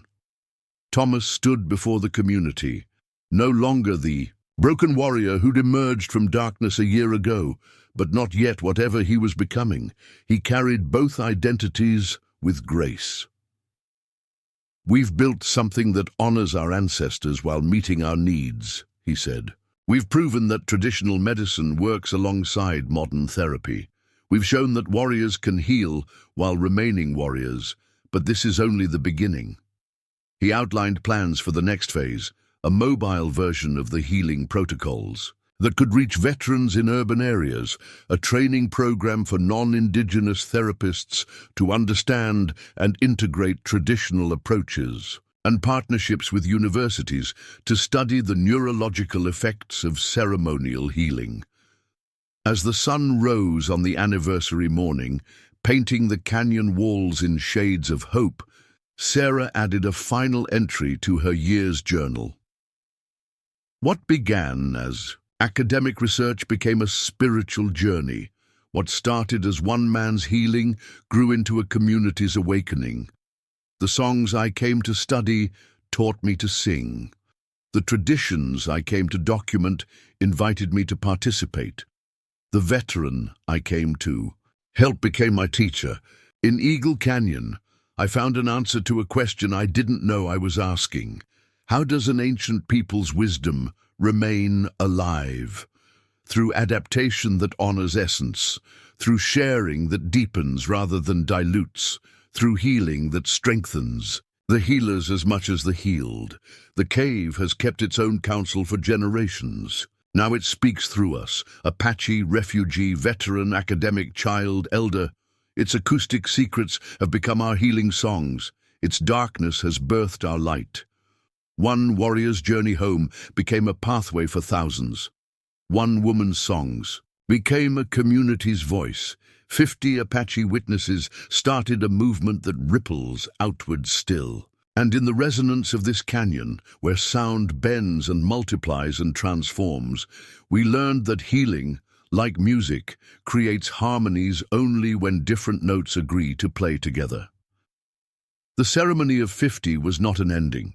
It was an invitation to every lost soul to find their way home, through songs older than memory, but newer than each breath they take to sing them.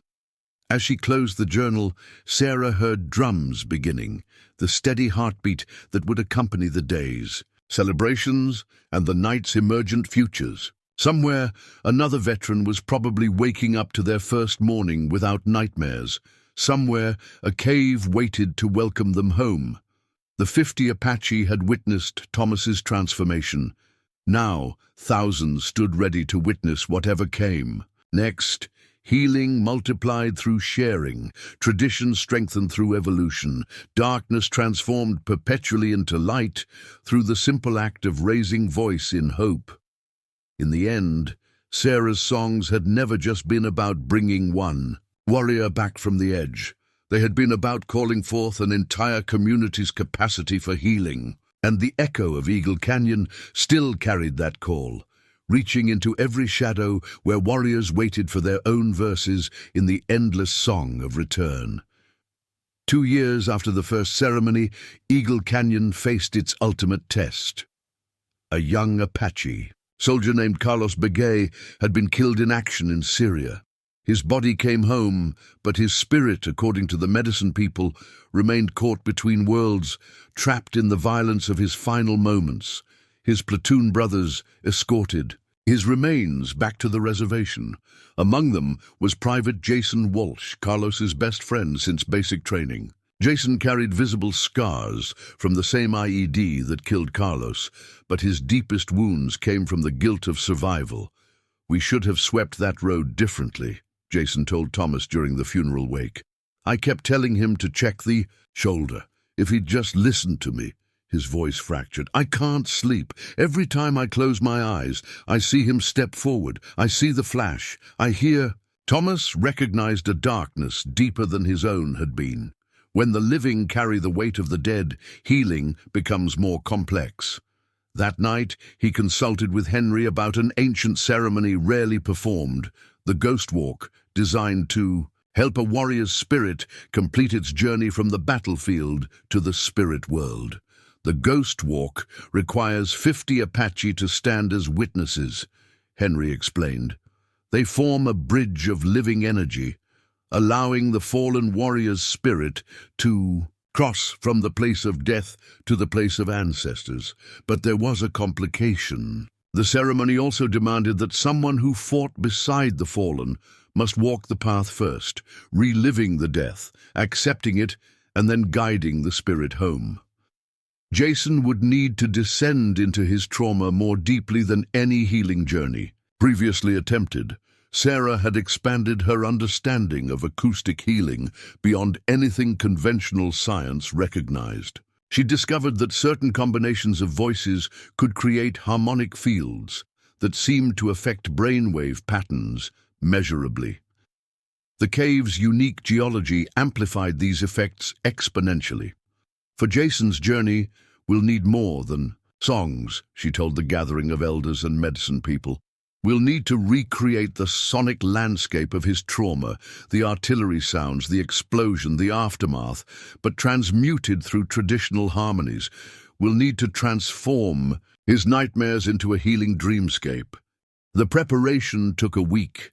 Veterans who'd served in Syria helped Sarah create accurate sound reconstructions using drums and voice manipulation.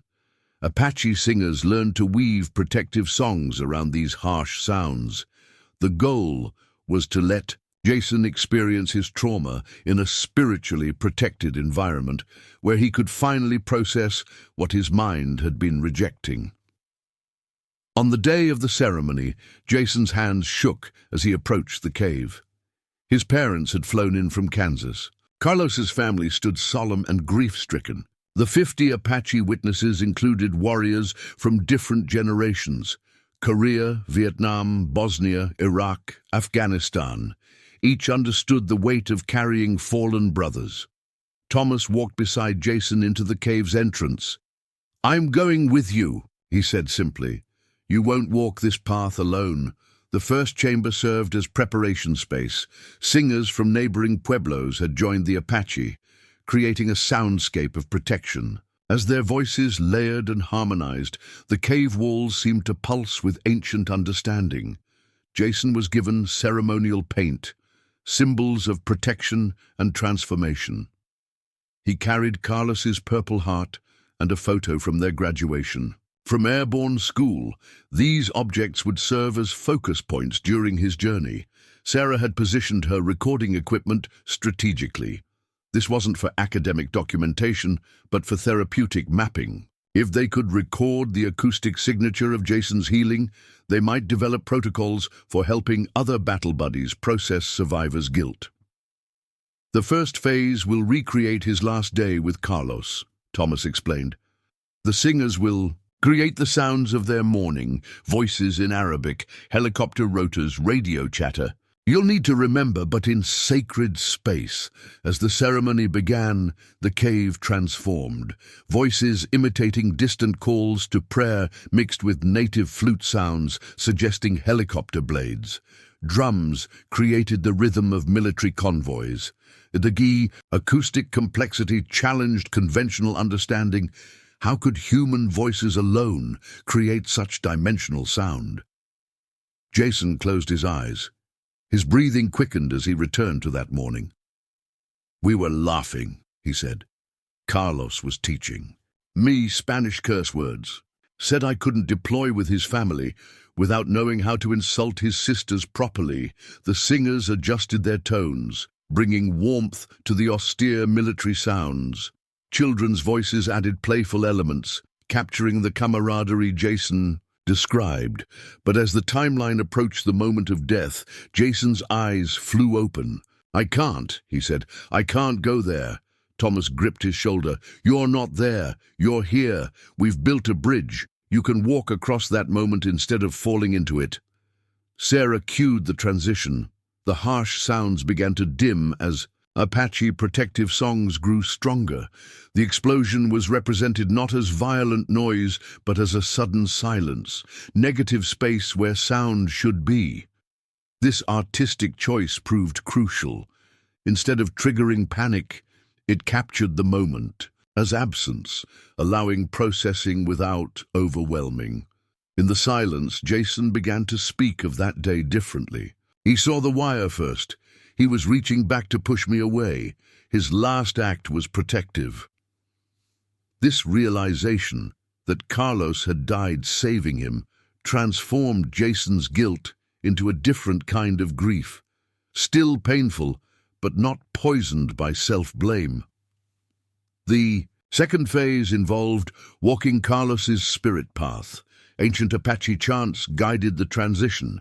The 50 witnesses in the outer chamber sang the Journey Beyond songs, creating a sonic corridor for spirit passage. Their voices weren't just sound, they were active prayer, each song another step of the bridge Carlo's spirit could cross.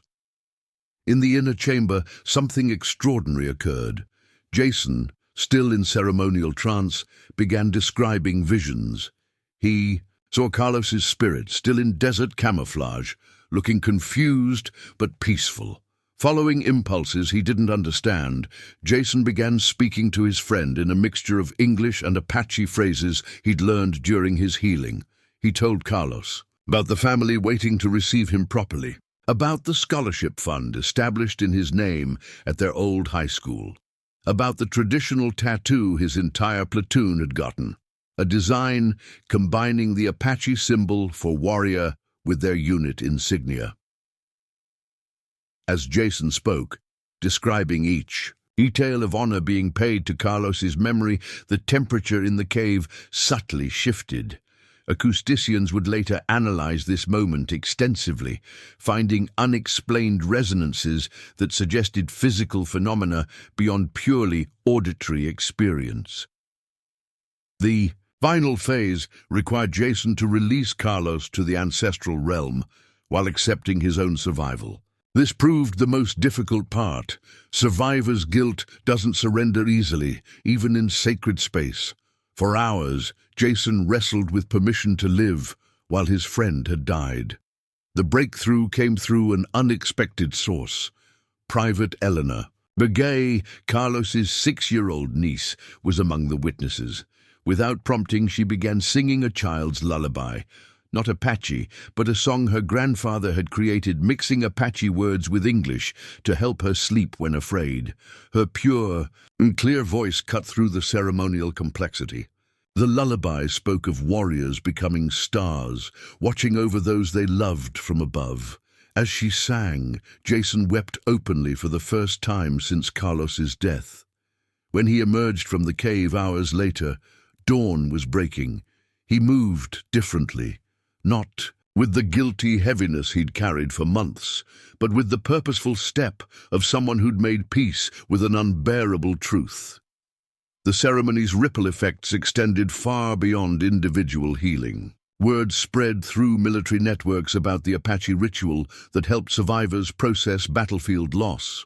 The Department of Defense, initially skeptical of indigenous healing methods, found itself fielding inquiries from Gold Star families, those who'd lost service members to combat. Colonel Walsh, who'd maintained contact since the first military pilot program, proposed an unprecedented initiative. Could the Ghost Walk protocols be adapted for families visiting battlefield sites? Many military families felt compelled to visit where their loved ones died, seeking closure but often returning more traumatized. Working with Sarah and the Apache Medicine Council, they developed the Battlefield Reconciliation Project. Small groups of Apache singers would accompany Gold Star families to overseas locations, using modified ceremonial songs to help family members process the landscape of loss without being overwhelmed by it. The first expedition took Eleanor Begay's family to Syria, under strict military escort and with cooperation from local religious authorities. A traditional Apache ceremony helped Carlos's parents say goodbye at the site of his death. The experience proved so powerful that it attracted attention from mental health professionals across the globe. Dr. Rebecca Martinez, a psychiatrist specializing in combat trauma, began studying the neurological effects of these ceremonies. Her preliminary findings suggested that certain combinations of repetitive sound, sacred context, and community support created measurable changes in amygdala activation. the brain region associated with fear memory processing. Traditional healers have been treating PTSD for thousands of years, Dr. Martinez published in the Journal of Traumatic Stress. We're just now developing tools sensitive enough to measure what indigenous communities have always known, that healing requires more than individual therapy. It needs ritual, community, and connection to something larger than self. Her research attracted funding from the National Institute of Mental Health. Soon, Eagle Canyon became a satellite site for cutting-edge trauma research that validated ancient wisdom through modern scientific metrics. But the true test came when news arrived of a new conflict brewing in the Middle East. For the first time since Eagle Canyon's expansion, they faced the prospect of receiving veterans from wars that were just beginning, rather than those who'd returned years ago. A group of 19-year-old soldiers, fresh from basic training and deployed within months, returned from a skirmish with insurgents in Yemen. They hadn't experienced extended combat, but the intensity of their brief engagement left several struggling with acute stress reactions. Among them was specialist James Whitehorse, Apache himself, but raised in Phoenix, disconnected from tribal traditions.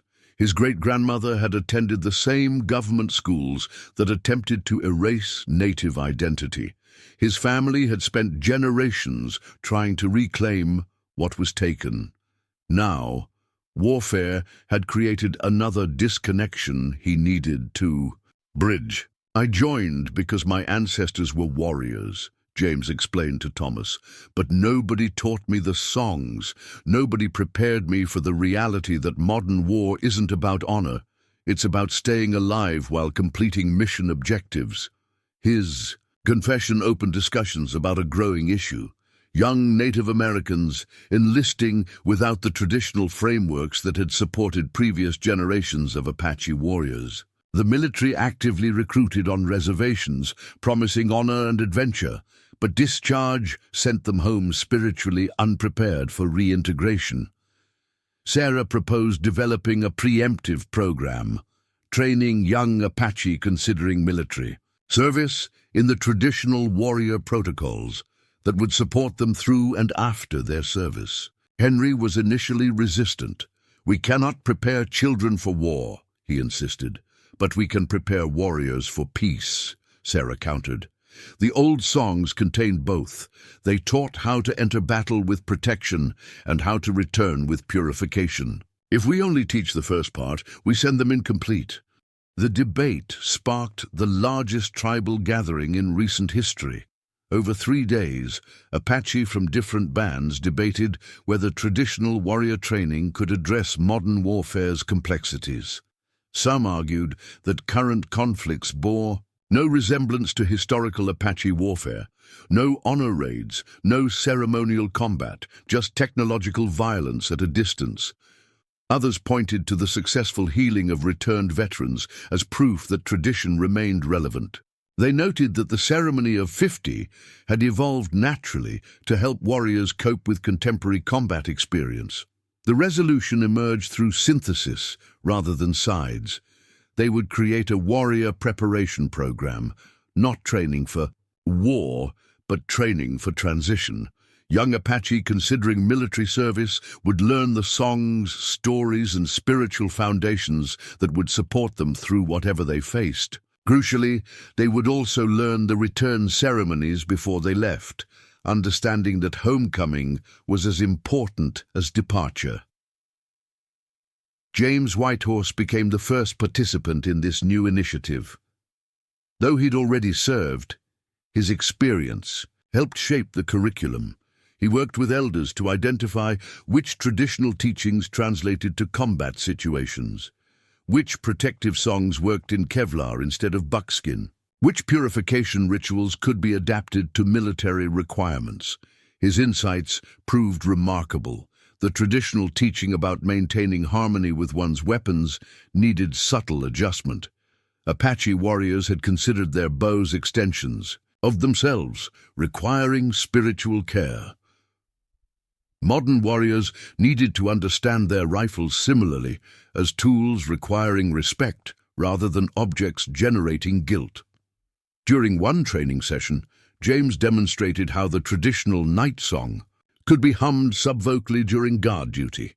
The melody, passed down for generations to help warriors stay alert while remaining calm, worked as well in Yemen's darkness as it had in Apache mountain passes. His most significant contribution addressed something unprecedented in traditional warfare, the moral injury of causing civilian casualties. Apache warfare had specific protocols for avoiding non-combatant deaths. Modern warfare's complexity often made such precision impossible. Working with Sarah, James helped develop what they called burden songs, musical frameworks for processing moral injury without self-destruction. These songs acknowledged the weight of taking life while affirming the warrior's humanity. They provided a path between the extremes of hardening the heart to survive and drowning in guilt afterward. 3 years after the first ceremony, Eagle Canyon hosted an international gathering of indigenous healing practitioners. Representatives from Maori warriors returning from Afghanistan, First Nations veterans from Iraq, and Australian Aboriginal service members compared notes on traditional healing approaches to combat trauma. The gathering produced unexpected innovations. A Maori healer named Hinewehi demonstrated the haka, traditionally a war dance, adapted for homecoming. The powerful movements allowed warriors to physically process combat energy, transforming it from internalized stress to released strength. The Aboriginal delegations shared Dreamtime stories that helped veterans contextualize their service within ancient cosmic narratives. These stories suggested that warrior spirits chose their paths through multiple lifetimes, making sense of why some souls gravitated toward military service despite childhood pacifism.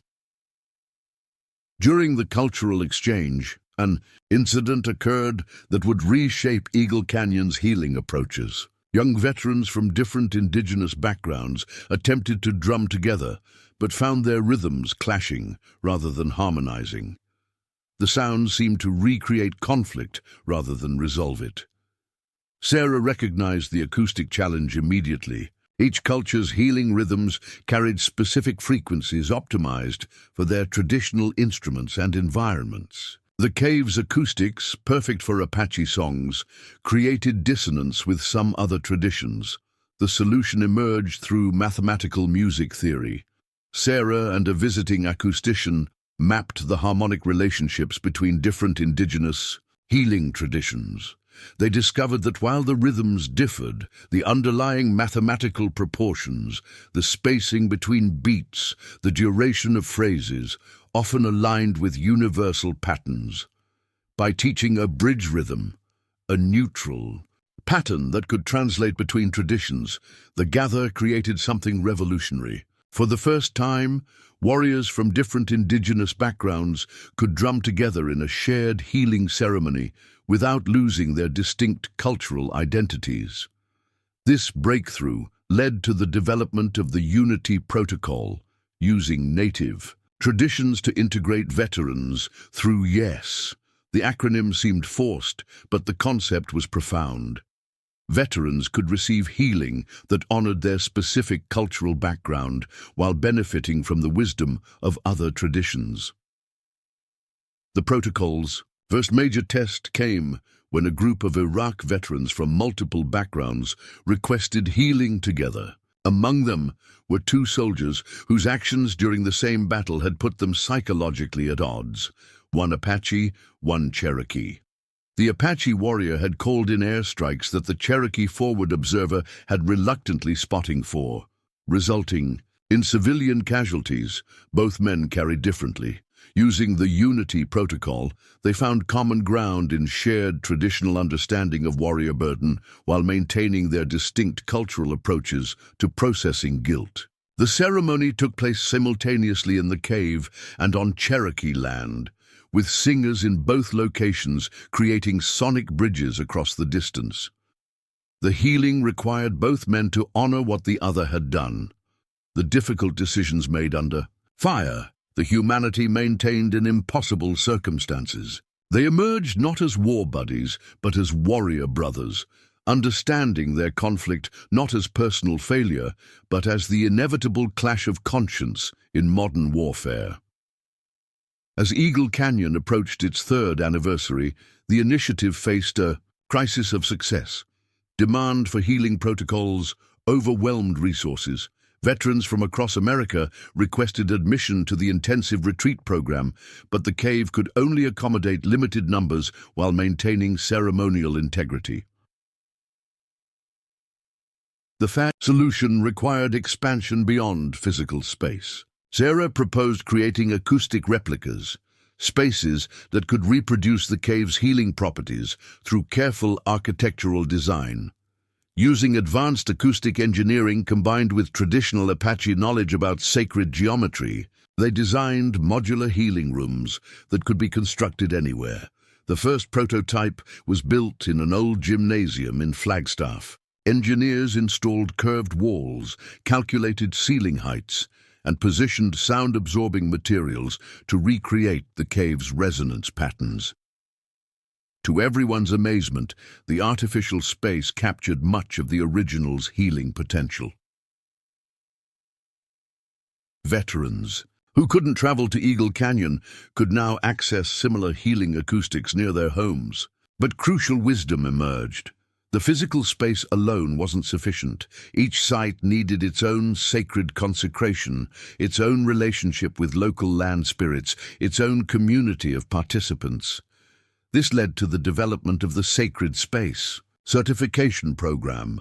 Apache elders trained other indigenous leaders in recognizing and preparing healing spaces. The process took years, not because the knowledge was simple, but because each location required understanding its unique spiritual and acoustic signature. By the 4th anniversary, 27 certified healing spaces operated across North America. Each maintained core Apache protocols while adapting to local indigenous traditions and geographic requirements. A site in the Smoky Mountains incorporated Cherokee healing springs.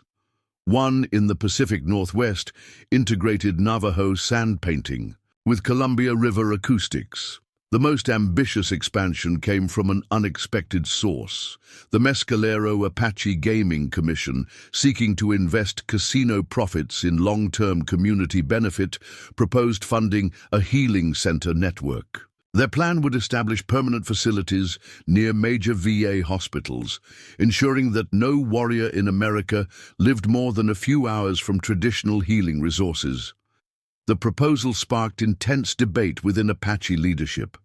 Using gaming, revenue for sacred purposes raised ethical questions.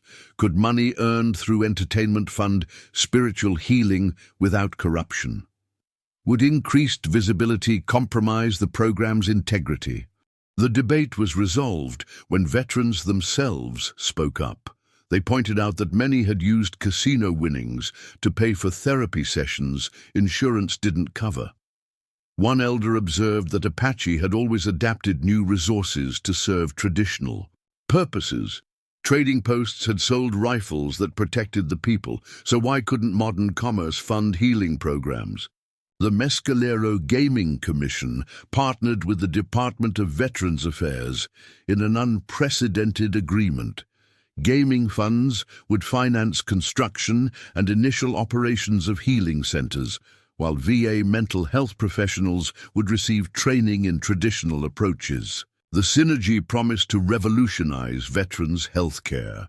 During the center network's planning phase, a new challenge emerged. The success of Apache healing methods attracted non-native veterans seeking access. Many had developed deep respect for indigenous wisdom during deployment alongside native service members. They asked whether the healing could be shared across racial and cultural boundaries. The question prompted soul-searching among Apache healers. Some argued that the ceremonies gained power through blood connection to the culture that created them. Others noted that warriors who'd served alongside Apache had earned honorary kinship through sacrifice and shared protection, a traditional concept of adopted family. The resolution maintained integrity while expanding compassion. Non-native veterans could participate in adapted protocols that honored Apache wisdom without claiming Apache identity. They learned songs of gratitude and healing without stepping into roles reserved for Apache people. The practice became known as warrior courtesy, spiritual hospitality extended to those who'd served alongside indigenous brothers and sisters. Thomas, now recognized as an Apache medicine keeper for his role in bridging traditional healing with contemporary needs, spoke at the dedication of the first major healing center outside Apache territory. We share these songs, not because they belong to everyone, but because healing belongs to everyone.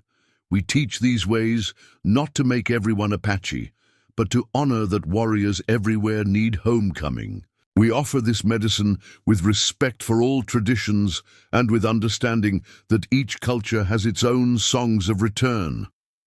As the Healing Center network expanded, unexpected allies emerged.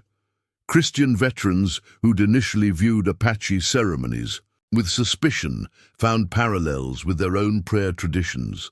Many realized that their great-grandparents had survived wars through faith practices that shared common elements with indigenous spirituality, communal ritual, sacred song, ceremonial, healing.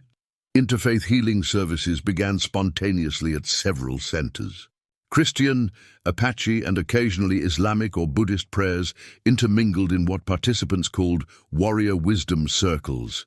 The gatherings didn't blend traditions, but allowed parallel practice, each faith group supporting the others. Healing work. A chaplain from Fort Hood wrote in his monthly newsletter, "I came to observe Apache healing so I could better serve native soldiers. I stayed because I witnessed something profound, that all our religions, at their core, speak the same language when addressing the needs of warriors. In these ceremonies, I see Christ's healing work continuing through different songs." The interfaith development reached a milestone when representatives from world religions gathered at Eagle Canyon for the first International Warrior Healing Symposium. The cave hosted speakers who theorized that humanity's earliest religious impulses arose from warriors processing combat trauma. Archaeological evidence suggested that some of the oldest religious sites worldwide had originated as healing spaces. For returning fighters, Sarah presented research connecting acoustic healing properties found in sacred sites from Ireland's Celtic burial mounds to Peru's Chavin temples. Her hypothesis suggested that ancient peoples had discovered optimal acoustic frequencies for processing trauma independently across cultures. The cave at Eagle Canyon represented this universal human knowledge, not just Apache wisdom. During one session, an Islamic scholar noted parallels between Sufi whirling meditation and the circular movements used in Apache healing dances. Both practices, she observed, disrupted normal thought patterns to facilitate deeper consciousness states necessary for processing trauma. The discussion expanded to include Buddhist walking meditation, Christian labyrinth prayers, and indigenous healing dances, all serving similar psychological functions through different cultural forms. The symposium's breakthrough moment came during a practical demonstration. 20 veterans from different faiths and backgrounds participated in what organizers called the Universal Warrior Blessing. Each tradition contributed protective songs and prayers in their original language. The cave's acoustics naturally harmonized the diverse sounds, creating what witnesses described as music beyond human capability. The event forced examination of previous assumptions about cultural appropriation versus appreciation. They discovered that sharing healing knowledge with proper respect and attribution didn't diminish tradition, it strengthened it. Each culture that learned from Apache methods also shared their own wisdom, creating a reciprocal exchange rather than one-sided extraction. 5 years after Thomas had first emerged from the cave, Eagle Canyon hosted the largest gathering in its recorded history. Over 1,000 people, veterans, healers, researchers and supporters, gathered to witness the certification of the 100th healing space in the network. The ceremony included innovations that Thomas and Sarah had never imagined during their first meeting. Holographic displays showed acoustic measurements proving the healing center's effectiveness. Neuroscientists presented brain scan comparisons demonstrating measurable changes in veterans treated through traditional methods. But technology enhancement never overshadowed the sacred core. As sunset painted the canyon walls orange and purple, 50 Apache voices rose in the original Warrior's Return song. Thomas and Sarah now led the ceremony from different positions, he as a medicine keeper, she as an acoustic scholar and tradition keeper. Their transformation had become a template for thousands of others. The ceremony's emotional peak came when Carlos Begue's family presented a tribute to Jason Walsh. Now serving as a counselor for battle buddy survivors, Jason had helped over 200 veterans process survivors' guilt. Carlos's 6-year-old niece, Elena, now 11, handed him a star blanket she'd spent a year beading. The design depicted an Apache warrior and an Asian American soldier walking side by side into light. That night, around the ceremonial fire, Thomas spoke to the assembled gathering. His words carried the authority of someone who'd walked from darkness into purpose. 5 years ago, this canyon witnessed one man's healing. Tonight, it witnesses a movement. The 50 Apache who formed a bridge. For my return started a current that's carried thousands home. We've learned that healing multiplies when shared with appropriate respect. We've discovered that trauma tears walls between people, but ceremony builds bridges. What surprised us most? The ancient and future aren't opposites. The song's grandfather taught me work alongside brain-scanning technology. The spirit medicines passed down through generations align with neurological healing pathways modern doctors are just discovering. Tradition doesn't resist innovation. When properly honored, it guides innovation back to wisdom. Sarah added her perspective. My research began by asking how acoustic phenomena could affect human consciousness. I've learned that the more profound question is, how does sacred intention transform acoustic space? The cave's geological properties create unique resonance, but the prayers, songs, and ceremonies of countless healing journeys have also reshaped this space energetically. Science can measure that spiritual work has measurable effects. The gathering continued through the night. Different healing circles forming and reforming like dancers in a grand choreography. Apache drums kept the foundational rhythm, while other traditions layered harmonies. Veterans taught peaceful locals warrior wisdom. Children absorbed ancient songs they'd one day pass forward. As dawn approached, all participants formed one vast circle. A community of healing that stretched beyond what anyone could have imagined when Sarah first sang alone in a cave, not knowing a warrior listened from the shadows. They sang the morning gratitude song together, 1,000 voices creating music that flooded the canyon with hope. Henry Blackfeather, now in his 80s but clear in mind and spirit, offered the closing blessing. He spoke in Apache first, then in English. Our grandfathers used to say, a people who abandon their wounded warriors abandon their future. Tonight, we continue proving that people who heal their warriors secure their tomorrow. Let every warrior who struggles remember, this canyon echoes with songs waiting to guide them home. Let every healer understand. Your work reverberates beyond individual lives to shape whole communities. Let everyone present carry this truth. Healing is not just personal recovery, but sacred service to all humanity. As the ceremony concluded, the sun topped the canyon rim, illuminating faces that reflected every ethnicity, age, and background imaginable. The Eagle Canyon Initiative had grown beyond its Apache origins without losing its sacred core. Like sound waves bouncing off canyon walls, each healing had amplified into broader patterns of transformation, the final image etched in memory as the gathering dispersed. A young Apache girl teaching war songs to children of different cultures, all laughing as they struggled with pronunciation, but succeeded in capturing spirit.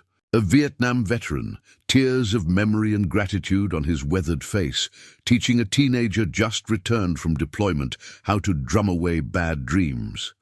A scientist and medicine man collaborating over brain scans and sacred bundles, discovering unified descriptions of healing in their different languages. Above it all, the cave entrance stood dark but welcoming.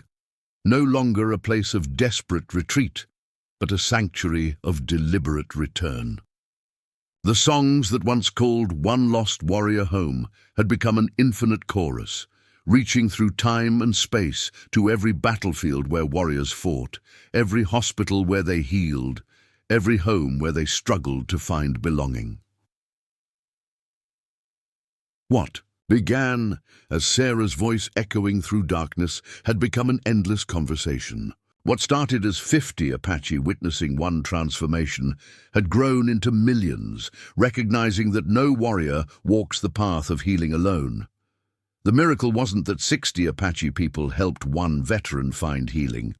The miracle was that one veteran's healing proved to 60, to thousands, to the world, that ancient wisdom holds power to answer contemporary pain, that traditions carry the future within them, even as they honor the past. That when humans create healing sounds in sacred spaces, the very land evolves to magnify those songs toward every ear that needs hope. And in Eagle Canyon, where acoustic miracles first drew humans millennia ago, the canyon walls continue keeping perfect record, not just of the echoes they capture, but of the countless hearts they've helped mend, the endless circle of warriors finding their way home through songs older than memory, but fresher than each sunrise that paints hope across the desert sky. 10 years after Sarah Mitchell first entered Eagle Canyon, she stood at the United Nations Indigenous Peoples Conference, addressing delegates from 124 nations. Behind her, a video wall displayed the cave entrance, now designated as a UNESCO World Heritage Site for sacred healing. Traditional healing isn't alternative medicine, she declared. It's original medicine, refined through generations of practice, to address humanity's oldest wounds, those carried home from war. In the audience, Thomas Blackfeather sat beside his teenage daughter, who wore the sacred turquoise pendant that had started this entire journey. He'd married Maria Sanchez, a therapist who'd come to study their methods and stayed to build a life. Their daughter Grace exhibited her father's gift for understanding warrior hearts and her mother's skills in clinical psychology. Henry had passed away 2 years prior, but not before seeing his vision fully realized. On his last day, he'd sat outside the Eagle Cave, watching children practice healing songs while their parents worked in the garden that now supplied the healing centers with sacred herbs. "The songs don't belong to us," he'd told Grace. Then, 8 years old, "We belong to the songs. Remember that when your time comes to keep them." The Eagle Canyon Initiative now operated 847 healing centers worldwide. Each maintained the acoustic principles discovered in the original cave while respecting local sacred traditions. In Australia, Aboriginal Dreamtime spaces. In New Zealand, Moriware. In Canada, First Nations medicine wheels, all connected through the wisdom that sound heals when coupled with sacred intention. Sarah's groundbreaking research had revolutionized trauma therapy. Her published works, Particularly, resonance of recovery, acoustic healing in traditional medicine, became required reading in psychology programs. Universities established new departments bridging indigenous knowledge with neuroscience. The Massachusetts Institute of Technology created the first chair in traditional healing acoustics, which Sarah proudly declined to accept. "I belong in the field," she'd explained, "not behind a desk." Instead, she traveled constantly, visiting centers, training new acoustic healers, and documenting emerging applications. Her latest project involved working with firefighters experiencing unique PTSD from civilian rescue missions where they couldn't save everyone. The firefighting connection led to an unexpected discovery. Veterans trained in Eagle Canyon methods made exceptional emergency responders because they'd learned to maintain calm within chaos. Several healing centers began cross-training programs. Veterans teaching emergency protocols to responders helping veterans apply crisis management skills to civilian life. Thomas had evolved into something the Apache language couldn't fully capture until elders created a new term, bridge walker. He moved between military bases and reservations, mainstream hospitals and sacred sites, government officials and medicine people. His presence alone often initiated healing, warriors sensing in him proof that they too could emerge whole. But perhaps his greatest legacy was the Young Warriors program. Every summer, Apache youth preparing for military service spent 2 weeks learning the songs that would protect their spirits through whatever they encountered. They returned home on leave to share ceremonies that helped them process deployments while maintaining sacred connections. By the 10th anniversary, over 200,000 veterans had completed some form of healing journey through the network. The suicide rate among program participants dropped by 78%. Marriage success rates climbed to 40% above national averages. Most remarkably, 89% of graduates reported helping other veterans find healing paths, creating an exponential effect that statistics struggled to map. The medical community, once skeptical, now actively collaborated with indigenous healers. Neurologists identified specific brainwave patterns associated with traditional healing songs. Therapists incorporated acoustic healing principles into clinical practice. Insurance providers, seeing consistent positive outcomes, began covering culturally adapted treatments. Yet, for all its scientific validation, the work remained sacred. Warriors still approached the cave with offerings, singing ancient melodies, before entering darkness to find light. 50 Apache still witnessed transformation ceremonies, though now many participants were themselves grandsons and granddaughters of the original 50. In Red Springs, Murphy's trading post had become the Warrior Welcome Center. Old Murphy had passed peacefully, but his nephew Johnny maintained the legacy, greeting veterans, offering coffee and connection, directing them to resources with the same gentle understanding his uncle had shown Thomas that first day. During the anniversary celebration, Murphy's new guest book revealed entries from veterans around the world. A note from Daniel Martinez, the Army Ranger whose acoustic therapy breakthrough had inspired new protocols, came back for the 10th time. Each visit finds new healing, like peeling an onion that never runs out of layers. From Jennifer Chen, now directing the Women Warriors Project, taught 14 female veterans the songs this year. Watch them find themselves in ancient melodies. The grandmothers were right. Healing multiplies women's strength. The final entry, unsigned but unmistakably from Thomas's hand. 10 years, 50 Apache became thousands. One voice became a chorus. One cave became countless sanctuaries. One warrior's darkness became countless others' light. The songs keep working their magic. The canyon keeps echoing our hope. That evening, as the anniversary gathering wound down, Sarah and Thomas stood together at the overlook where they'd First, watch sunset paint the canyon walls. Below, Grace led a group of children in practice songs, their voices rising like prayers toward the first stars. "Think your grandmother could have imagined this?" Sarah asked. Thomas smiled. "She probably did. Apache grandmothers usually know 10 years ahead what everyone else learns too late."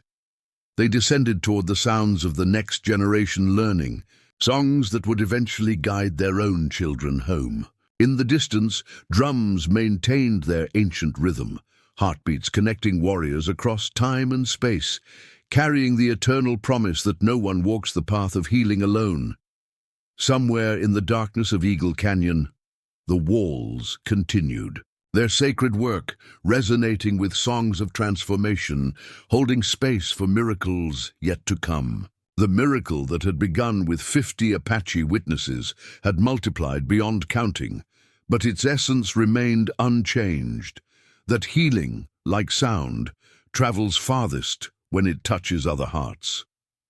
As night fully descended, the last sounds to echo. Through the canyon were children's voices learning the welcome song, the ones who would keep the tradition alive for the warriors not yet born, for the battles not yet fought, for the healing always necessary when mothers and daughters, fathers and sons come home changed from serving what they love. Up next, you've got 2 more standout stories right on your screen. If this one hits the mark, you won't want to pass these up. Just click and check them out. And don't forget to subscribe and turn on the notification bell so you don't miss any upload from us.